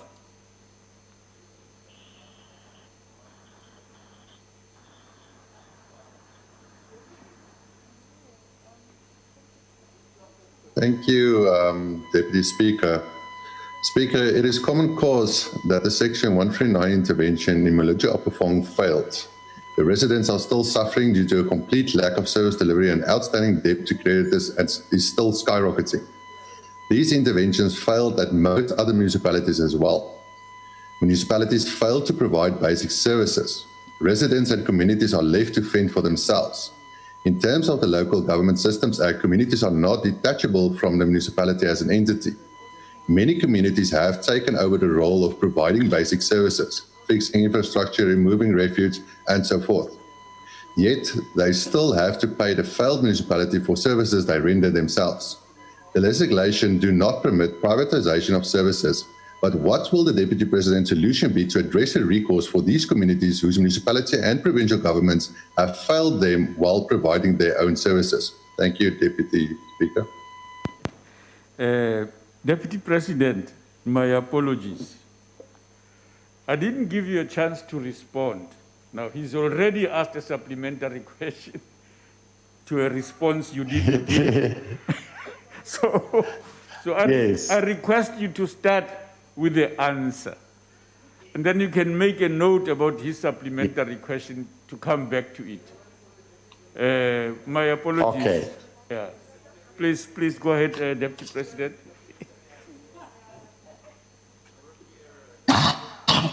Thank you very much, Honorable Deputy Speaker. Yeah, I understand the problem. Can I answer the question? Deputy Speaker, can I answer the question? Yes, please. Yes, please. Go ahead. Okay. Honorable Deputy Speaker, Section 139 of the Constitution provides for provincial intervention in local government when a municipality cannot or does not fulfill an executive obligation in terms of the Constitution. The relevant provincial executive may intervene by taking any appropriate steps to ensure fulfillment of that obligation. In this regard, Maluti Apofong local municipality was placed under Section 139, 1B of the Constitution on the 10th February 2018, meaning that the Provincial Executive Committee assumed responsibility in Maluti Apofong. This was necessary to maintain essential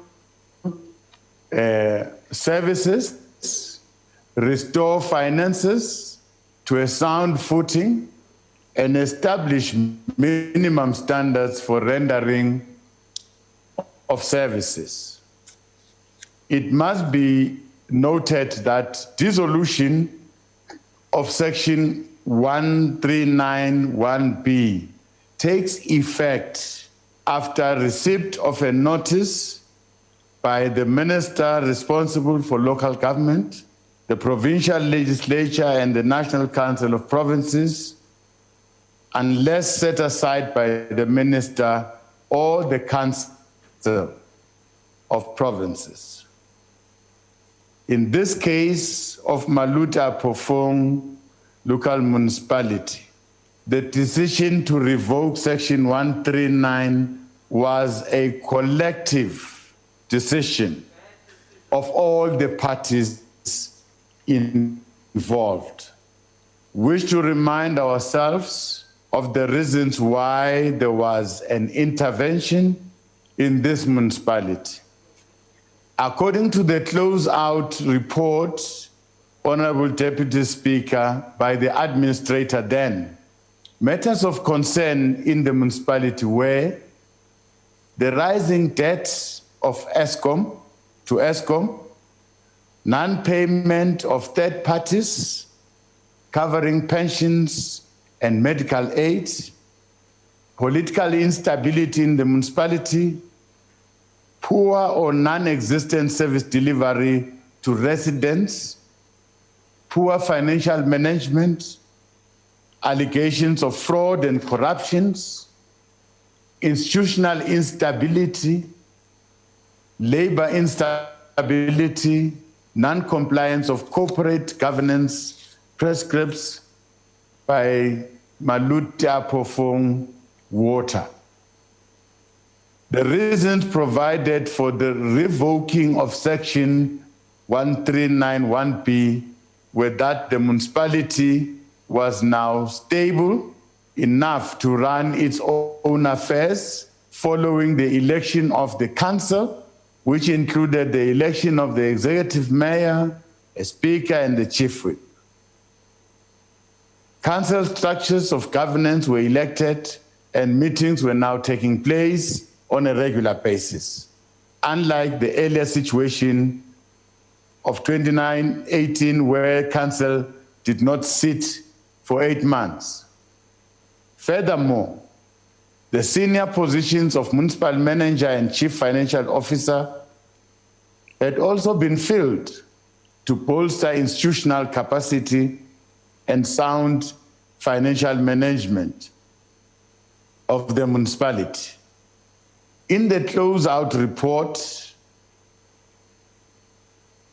of the administrator and motivation provided for revocation, the province committed to develop post-intervention support package for the municipality aimed at strengthening its capacity to manage its own affairs, exercise its powers, and perform its functions in line with Section 154 of the Constitution. What is not in doubt is that even with this measures, the municipality continues to struggle in fulfilling its obligation to the people. The facts on the ground suggest that service delivery gaps have not been addressed. This point is further made by the administrator in his closeout report, wherein he flags risk facing the municipality, which include regular interruptions in the delivery of potable water, cash flow management, and financial sustainability, political interference in the administration, as well as a number of pending legal actions.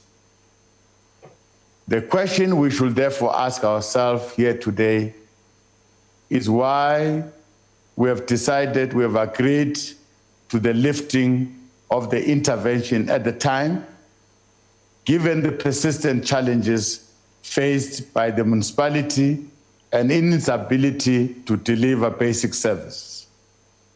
It is evident that despite the Maluta Pofong local municipality having provided with the necessary resources, it is still unable on its own to effectively and efficiently provide the basic services such as water, sanitation, and electricity.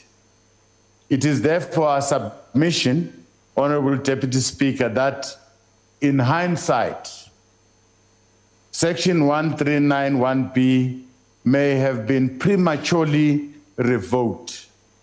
The current and recurring challenges on us to intervene immediately to provide the necessary support to the municipality so that it meets its constitutional obligation to the people is more than urgent. That is what we plan to do. Earlier this month, we made an undertaking to visit Maluta Pofong municipality and ensure that the people of Kwakwa receive water and electricity. This remains our commitment in this regard, and we are pleased to report that a technical team comprising of national government departments, the Free State Office of the Premier, Provincial Cocta, had begun work in this regard. We have also committed through the Eskom political task team, who will intervene in the impasse between Eskom and the municipality to ensure that there is support to the municipality to be able to collect revenue and pay their creditors.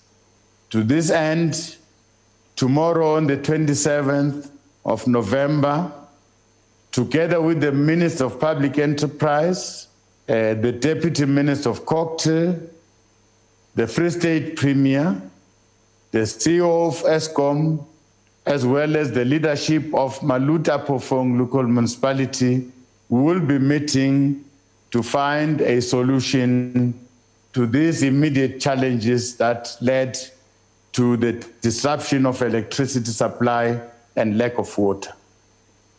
Indeed, residents of Kwakwa, Harrismith, Kesdale deserves better, and they deserve to be treated with dignity and respect. It is, after all, what we have promised them as leaders who have been elected by them. Thank you very much, Honorable Deputy Speaker. Thank you, Deputy President. Honorable members, we go to the second question. Honorable Khadebe. Deputy Speaker. Yes, sir. Deputy Speaker, I did raise a question to the Deputy President that wasn't answered then. We only responded then to the first one. So if you will allow me, can I adjust my question and re-ask it to the Deputy President? No. Whoa. Don't rule on my behalf, please. I'm still here, by the way. I'm still here. Honorable member, summarize it, please. I realize that. You're right, yeah. Go ahead. Thank you, Deputy Speaker. Deputy Speaker, I listened what the Deputy President said, but he must also understand the frustration of communities that's paying for services and not receiving it.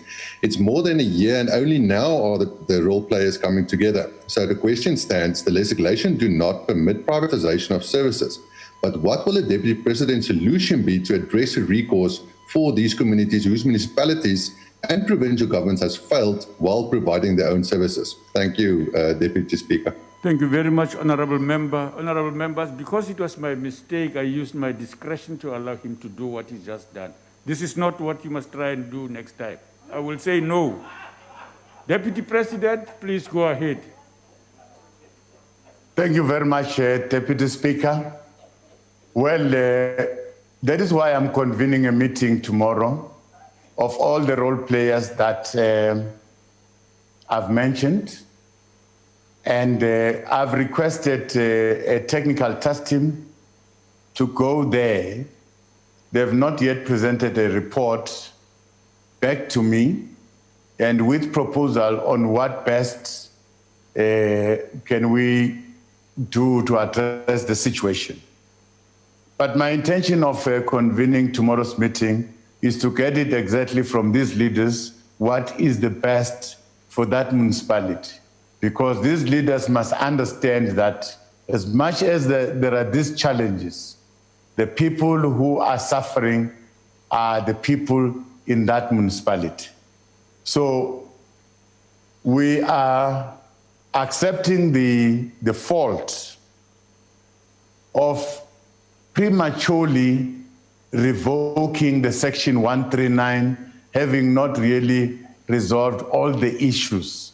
That is why we are going back now to assess and what best we can try and assist the situation.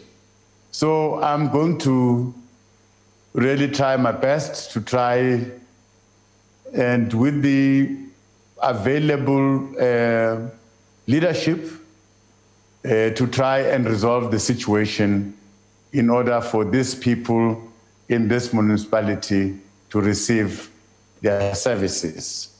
We must apologize to those who are paying for services that they are not receiving. We're encouraging our people to pay for services. Some people in this municipality are paying for services on a monthly basis, but they are receiving disrupted services, at times no services at all. Thank you very much. Thank you, Deputy President. Honorable Hadebe. Thank you, Honorable Deputy Speaker. Honorable the Deputy President, mindful of the fact that Section 139 is provincial intervention in local government. However, on the 23rd of August 2019, national government took over the intervention in Maluti Apofong. And again, on the 1st of April 2020, another provincial intervention was appointed. There has been inconsistencies in the application and implementation of Section 139 by provincial executives. Maluti Apofong being a classical example of this. My question, therefore, Deputy President, how far is the process of promulgating the national legislation to regulate the implementation of Section 139, which will entail the duration of the intervention and steps to be taken or considered when invoking Section 139? And can this be addressed expeditiously since the situation is dire in our municipalities? I thank you.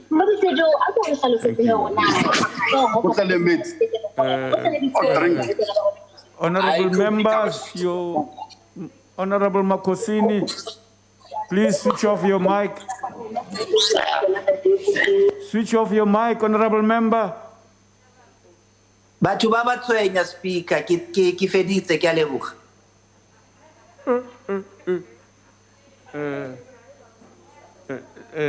Deputy President, please go ahead. Thank you, Honorable Deputy Speaker, and thanks for the question. Yes, I agree that there might be inconsistencies in this regard in the application of the Act. That is why we are admitting that we might have prematurely lifted the intervention. But whether we've done our best in the intervention, that is another question that we must look at, that I'm going to get a response from all those that we have requested to go there. In terms of the duration, according to the Constitution, there's no duration, there's no time stipulated for the intervention. The intervention can go on and on as long as the municipality is not fit to render the services as expected by that very section 152, if I'm correct, of the Constitution. Now, we can only lift the intervention when we are of the opinion that the municipality is now capable. The municipality has regained its capability and capacity to render the services as expected by the Constitution. In this regard, I don't think that was the case. We might have lifted the intervention at a point where the municipality have not reached a point where it can render the services as expected by the Constitution. Thank you very much. Thank you. Honorable Brink. Thank you, Deputy Speaker. Maluti Apofong is one of those municipalities that owe a great deal of debt to Eskom and struggles to pay. As at the 31st of July, the total municipal debt to Eskom amounted to 43.9 billion rand, of which 30.9 billion was overdue. Now, the Deputy President has referred to the tougher credit action taken by Eskom, including the attachment of assets, but that will have severe effects on service delivery. There was an interministerial task team who looked at the issue of municipal debt to Eskom and other bulk service providers that expired at the end of the last Parliament. That task now seems to fall to the Deputy President and his task team. My question is in respect of improving the payment rate of municipalities to Eskom, especially those municipalities that owe more than 1 billion in overdue debt. What successes achieved by this government can the Deputy President point to? Thank you. Deputy President. Thank you very much. I think since the political task team has been appointed, we have made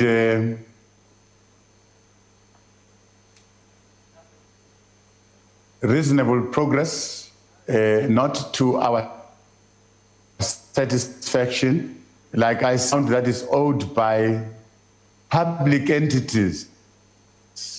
By public entities in this case, I mean your municipalities, your government departments, money that is owed to Eskom. Only slightly above 4 billion rand has been paid since we're trying to push government departments to pay. But we are putting our mechanisms in place to really force departments to pay. We are going to be harder and harder as we move on. So there will be an improvement.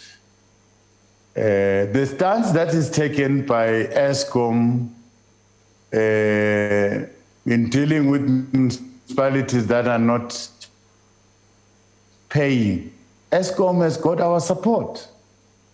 We're supporting until such time municipalities must tell us why they are not paying, and they must make arrangement to pay. We are serious about this. We are going to listen to the case tomorrow, and the municipality must pay. This time I'm going there because now our people are suffering between Eskom and the municipality. Then people are suffering, but that tussle is necessary. Eskom must fight in order to get its money back. And it's going to happen to a number of municipalities that are not paying. We're serious, we want them to pay. And we are serious that government department that owe municipalities going forward. Thank you very much. Thank you, Deputy President. Honorable Mkhalipi. Thank you very much, Deputy Speaker. Deputy President, the recent departed Auditor General consistently reported about the dire state of municipal governance in the country for the past few years. This ranges from poorly skilled managers who are there merely because of their proximity to the ruling party, to deliberate acts of corruption and mismanagement, to high vacancy rates, and the inability of many rural municipalities to raise their own revenues. Most of these Section 139 interventions, Deputy President, across the country have not worked. What is your view needs to be done to deal with the mess at a local government? What legislative and institutional changes do you think needs to be made to resolve crises of mismanagement in the municipalities? Thank you, Deputy Speaker. Thank you, Deputy President. Thank you very much. I think all the issues hammered again and again by the Auditor General. The biggest issue in our local government space, though we must not classify all the municipalities as failures, there are some municipalities municipalities that are an epitome of success. They are doing very well. They are getting clean audit year in, year out. So there are those municipalities. What can we learn from those municipalities? What we can learn from those municipalities is that there's good leadership. We need good leadership and very stable leadership, politically and administratively. Leadership that does not interfere in the day-to-day running of the municipality. Otherwise, they are going to cause chaos. Now, in a number of these municipalities that are not performing very well, you'll find that there is leadership problem. Leadership instability, infighting amongst those that are supposed to lead. They call them the troika, that is this, and the chief whip. Because in that instance, in a municipality, you have got the executive arm, which is located within the same municipality, and we have got the legislative arm located in the same municipality, led by the speaker, the mayor leading the executive arm.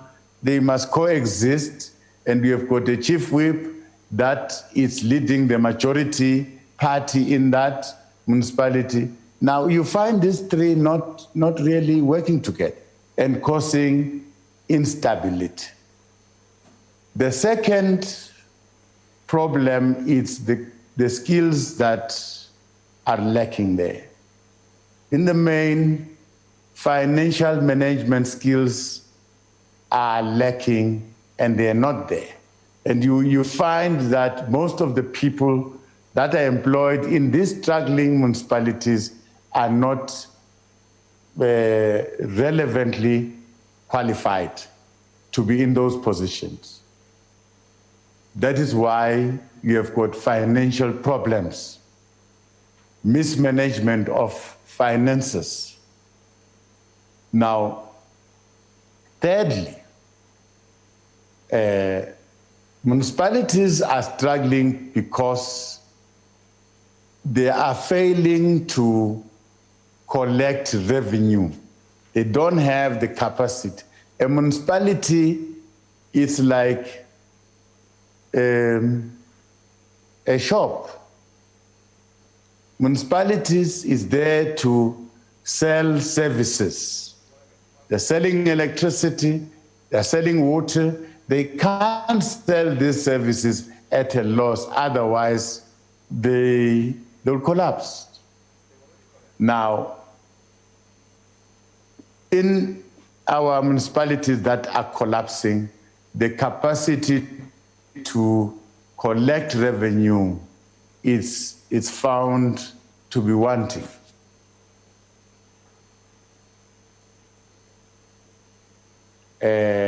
Financial management is not there. But again, even the ability to increase the revenue space, leadership should be aware that it must create opportunities for business activities so that they can broaden their revenue space. So we don't have that kind of leadership. And the biggest challenge is stability in the leadership of an institution that we don't have. Yes, we agree mainly with the Auditor General, and probably as provinces, we did not insist on the remedial actions that must be taken and be enforced, and to ensure that we listen to the Auditor General. Thank you very much. Thank you. The next question, and which is the last question, is asked by Honorable B. Swartz. Deputy President. This time we Thank you very much. We are on track. Thank you very much, Honorable Deputy Speaker. Despite all the progressive towards the empowerment of women, women still remain at the receiving end of discrimination and violence and are at the margins of society with limited economic participation as a result of patriarchy. It is an indictment on our collective psyche as a nation that 6 decades after women marched to the Union building to demand their inalienable rights to freedom, their equality, and their dignity, we still have not substantially resolved these issues, including ending the scourge of gender-based violence and femicide. Sadly, the year 2020 also marks a blot in our country's history as we contend with the COVID-19 pandemic, as well as what President has characterized as the second pandemic, the scourge of gender-based violence and femicide in our country. This comes on the back of another march to the Union building, held as recently as last year to raise fundamentally the same issues by women. Violence against women is a direct offense against the founding values of our Constitution, which envisages a democratic state founded on human dignity, the achievement of equality, and the advancement of human rights and freedoms. Honorable Deputy Speaker, thus have a moral, all of us as honorable members, we have got a moral obligation and a constitutional responsibility to ensure that women and girl children are protected and are made to feel safe in their homes, at school, wherever they walk in the streets, in the workplaces, and even on social media platforms. Every one of us must take responsibility in their spaces to deal with the societal ills that are facing our country, gender-based violence and femicide being one of them. All of us must stand up and solve these challenges that we are experiencing as a country.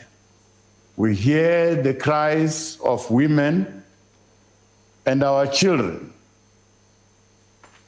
to have space to live and to fulfill their dreams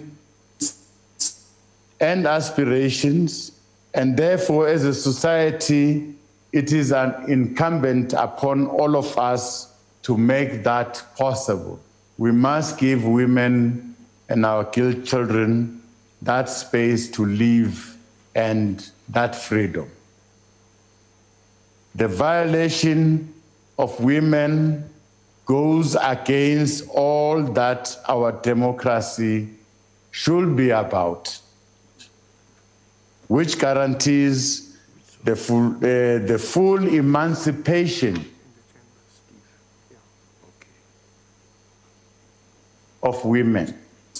To this scourge, we cannot talk of moral regeneration without talking about concurrent role of in promoting, Honorable Deputy Speaker, in leading government's response, the President launched the National Strategic Plan on Gender-Based Violence and Femicide in April this year, which outlines targeted intervention and measures in terms of the following areas: urgently responding to victims and survivors of gender-based violence, broadening access to justice for survivors, change social norms and behavior, strengthening and promote accountability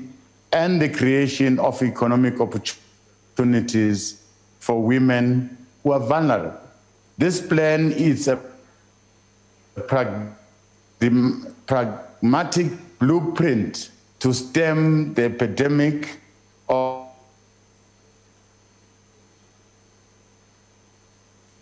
gender-based violence and femicide. Also calls for the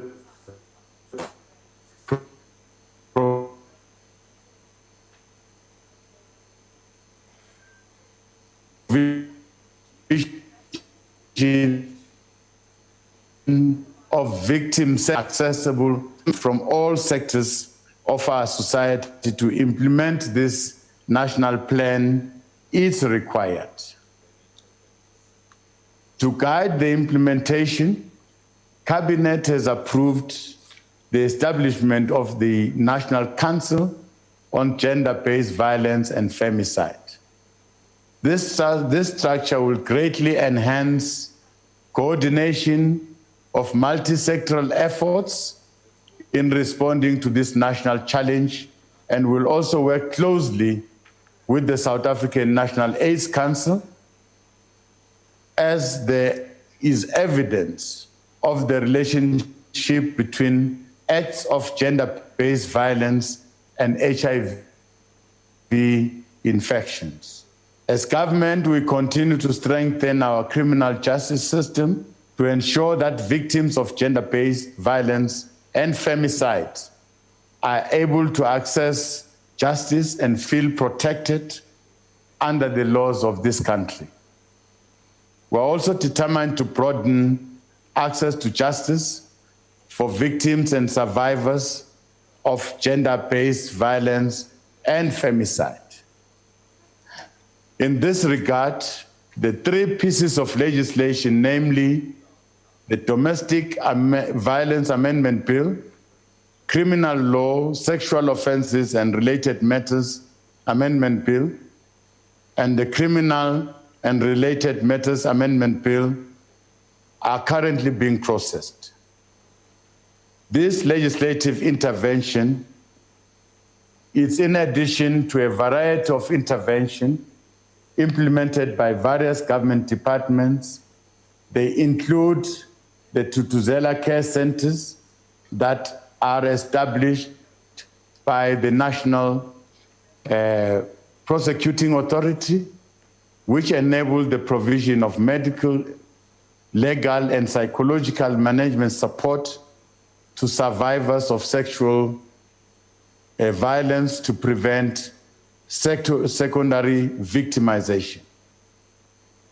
In implementing the National Strategic Plan, government will continue to work closely with social partners, including the Moral Regeneration Movement, to facilitate community interventions that promote social connectedness and healing. We're encouraged by the work happening in KwaZulu-Natal, where they have integrated the Provincial Council on AIDS, Gender-Based Violence, Social Cohesion, Moral Regeneration Council, and align the fight against HIV and AIDS, as well as gender-based violence epidemic through nation building. The extended plenary of SANAC that was held on the 21st of November applauded this initiative by KZN. We also salute the various men's movements which have stepped forward to champion change. The recent Men's Parliament, which took place in this House, calling for institutionalizing a responsive men's movement to end gender-based violence in particular, and all forms of violence in general, heralds an important strides in our collective response in mobilizing the broader society towards building a cohesive, sound,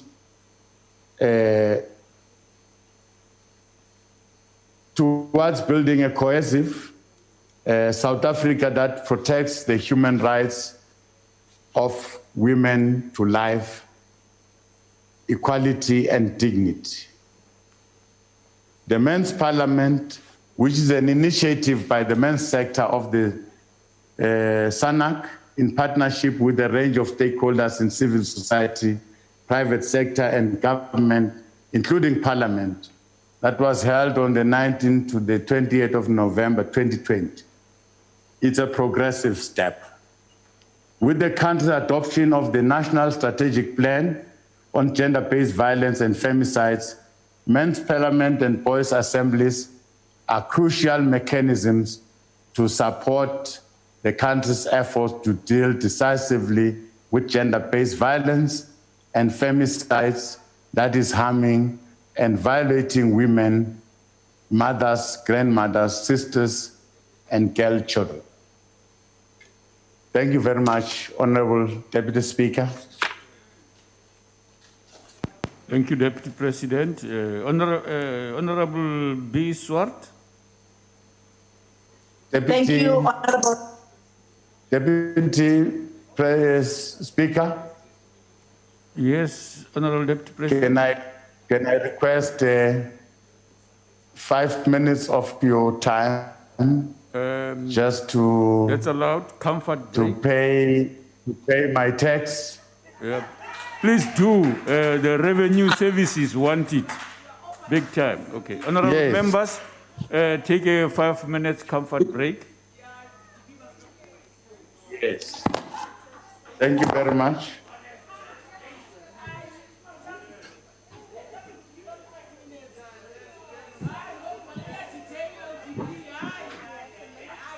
Long live the Chai! Long live the Chai!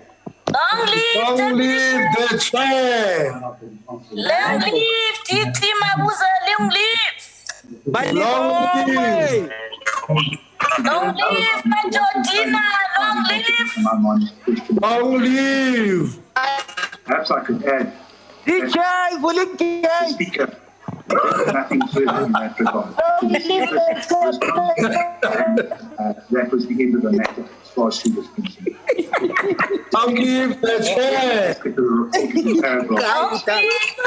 live Chisa, long live!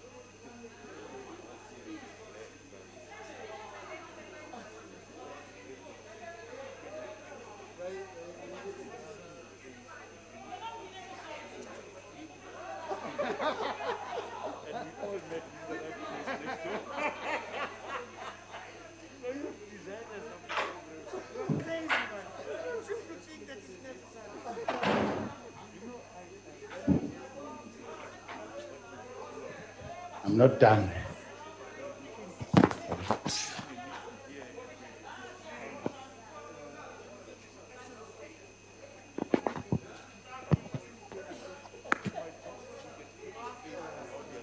Thank you, Honorable Deputy Speaker. I am back. Order DP, Linda, order DP. Order DP. DP, we are still in charge. Just give us 1 more minute. We'll allow you to speak. We do appreciate that. We do appreciate the taxes you have paid. Yes. Thank you, honorable members. Deputy President, please go ahead. Or was it? It was Deputy President. It was Ms. Swartz who was going to ask a supplementary question. Go ahead, ma'am. No, not you yet, Daddy. You are the last. Ms. Swartz. Thank you, Honorable Deputy Speaker. Honorable Deputy President, I welcome the call you have made for the entire society to take responsibility. And indeed, society is making an effort to address this pandemic called gender-based violence and femicide. Recently, you emphasized government's role in functioning through a coordinated manner known as the district development model. Political champions have each been allocated per district, and GBVF forms part of their work. In KZN, for example, the model of integration is working relatively well. Do you think that the district development model can be used as a model for implementing the moral regeneration movement and the gender-based violence and femicide program? Thank you, Honorable Deputy Speaker.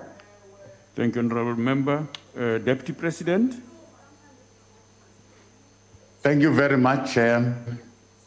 Like I've said, from the meeting of SANAC, the extended plenary, we appreciated the intervention made by KZN. Now, they've done that at a provincial level by including all the stakeholders in the fight against HIV, in the fight against gender-based violence, and a number of programs in the same platform. But we were saying to the extended council, we must now move to the district level where we must create that platform. So the Council for Gender-Based Violence and Femicide that is going to be appointed must find its expression at the district level, and it must work together with the AIDS councils, with a number of programs at that level, so that we coordinate our collective response as a country to fighting all these social ills, including gender-based violence, moral regeneration. We are going to work with men, we are going to work with boys at the district level, so that collectively, all these stakeholders must work together to deal with these social ills. Thank you very much. Thank you, Deputy President. Honorable Sharif. Thank you very much, Deputy Speaker. Deputy President, with so much talk of morality and the ANC continuously attempting to claim the ethical and moral high ground, to no avail. In fact, it is absolutely tragic to watch as the ANC consistently shows its hypocrisy. GBV is not a game that the ANC can play around with. So please tell Deputy President, why has your ANC reinstated an alleged perpetrator and PEC member in Mpumalanga who is alleged to have raped his 2 daughters? Noting the reinstatement has led to the relaxation of his bail conditions. please explain to South African women and girls right now who are survivors of rape why your ANC allowed him back before the law takes its course while ignoring the pain of his victims. Deputy President. Thank you very much, Honourable Member. I understand very well your concern about that decision, about the Provincial Executive Committee of the ANC to readmit a member that has been, that is alleged to have been raped, 2 young children. Well, it's a matter that affects the ANC, and you're correct to raise your concern, but let's allow the ANC to deal with that matter. But all of us must be very sensitive about issues that affect women and children. Whatever your status in society, it's very important that we should respect women, we should respect girl children. Now, let's allow the ANC to deal with that matter. However, your concern is well placed. Thank you very much. Honorable Dana. Thank you, Deputy Speaker. Deputy President, with all due respect, that answer was not good enough. It is a great concern that a member of the ANC who is an office bearer in Mpumalanga has been reinstated as an MEC in that province, taking into account that the President asked ANC members who are accused of fraud and corruption to step down from their positions while being investigated publicly, mind you. Should that not be more so for office bearers of the ANC accused of GBV? Thank you, Deputy Speaker. Deputy President, thanks, Honourable Member.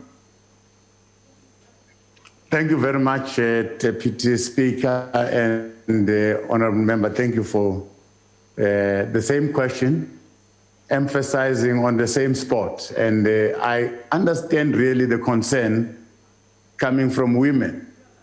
The decision by that PEC, it's a concern to everyone. But I'm saying without really deliberating on that decision, because it's a decision made by an ANC structure, which is a matter that the ANC must deal with. Can we allow space for the ANC to deal with that matter? But of course, as leaders in government, we are standing ready to fight the scourge of gender-based violence. Right from our political parties where we come from, we must lead by example. And we are calling for that all of us in those parties where we come from, we must lead by example. Therefore, that is why I'm saying your concern as members of this House about that decision of the ANC, it's well placed. And it's for the ANC to deal with that problem. Thank you very much. Thank you, Deputy President. Honorable Steve Swart. Thank you, Deputy Speaker. And Deputy President, indeed, I also share the concerns of colleagues expressing discontent and outrage at that decision. And I do appreciate that you've given an indication that the party will deal with it, but I'm sure you agree that it is outrageous. However, Deputy President, as this has been a long day, allow me to put the last question. On this question put by my colleague Swart, S. Swart will put the follow-up question. Given that the breakdown of the family unit and subsequent economic abandonment of women and children increase the risk for exploitation and abuse, what specific intervention programs are envisaged by the moral regeneration program, and what role can and should religious communities play in this regard? Obviously, religious communities can play a key role in fighting gender-based violence. Thank you so much, Deputy Speaker. Thank you, Honourable Member. Deputy President. Thank you very much. The moral regeneration movement, which is a movement of people that are seeking to restore our values, deal with unethical behaviors and tendencies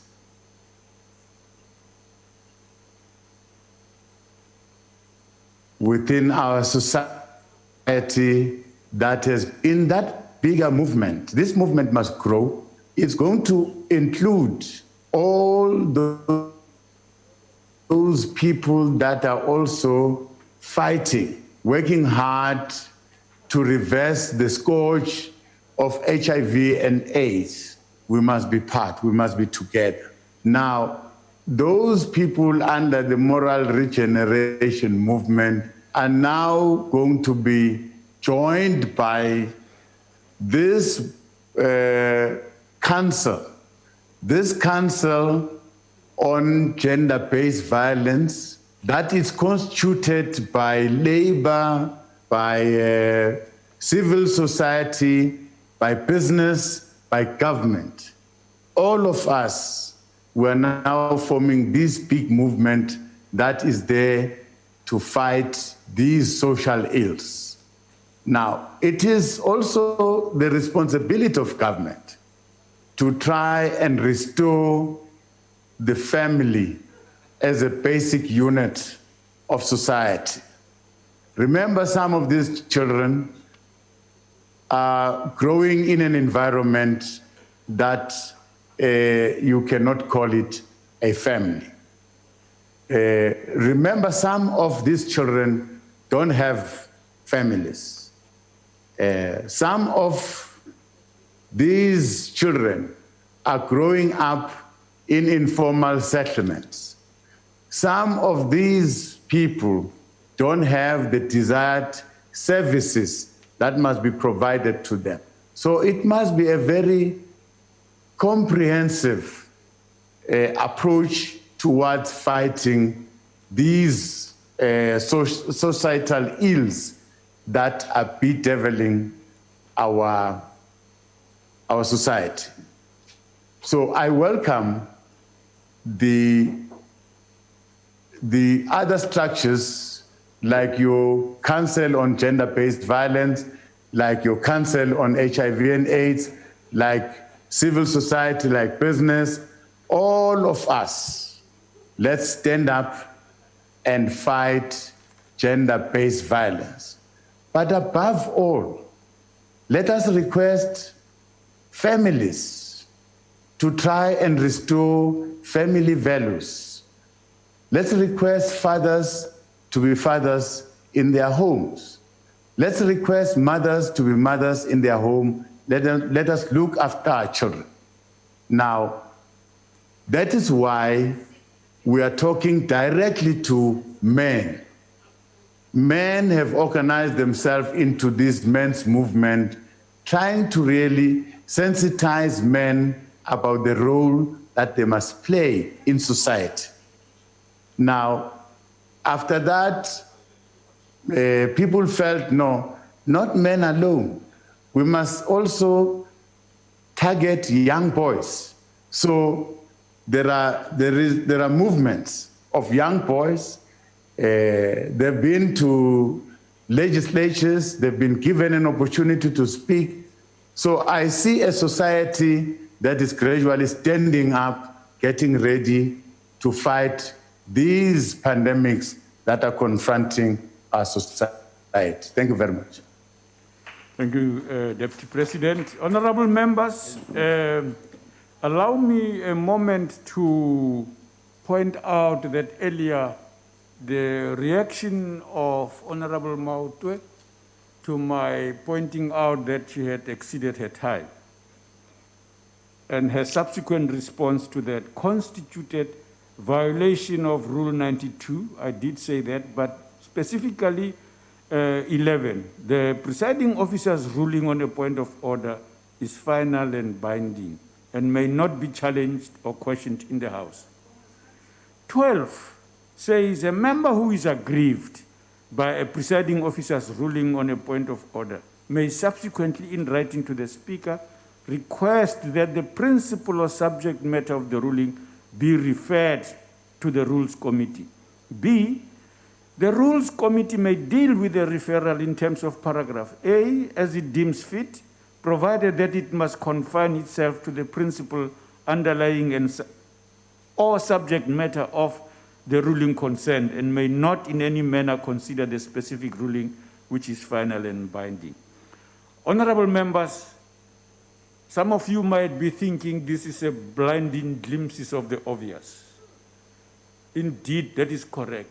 But it is appropriate that we read it out, because sometimes an impression is given that we make rulings here arbitrarily, including the transparent, incorrect assertion, for example, that some members spoke for 5 minutes. It couldn't have happened. Not a single member spoke close to 1 minute in the first place. Here, no one exceeded their time that much in the first place. And this is why I thought it must be referred to, because it's not the first time. There are other members who have done the same thing, challenged the rulings, like the Speaker's ruling was challenged earlier yesterday, and so on. So we need to restate these rules in this manner with the hope that we will comply with them. So we appreciate members. We've now come to the end of the day, and this concludes our sitting. And enjoy whatever remains of the evening. Take care and stay safe. Honorable members. Thank you, Deputy President. Gone already. You.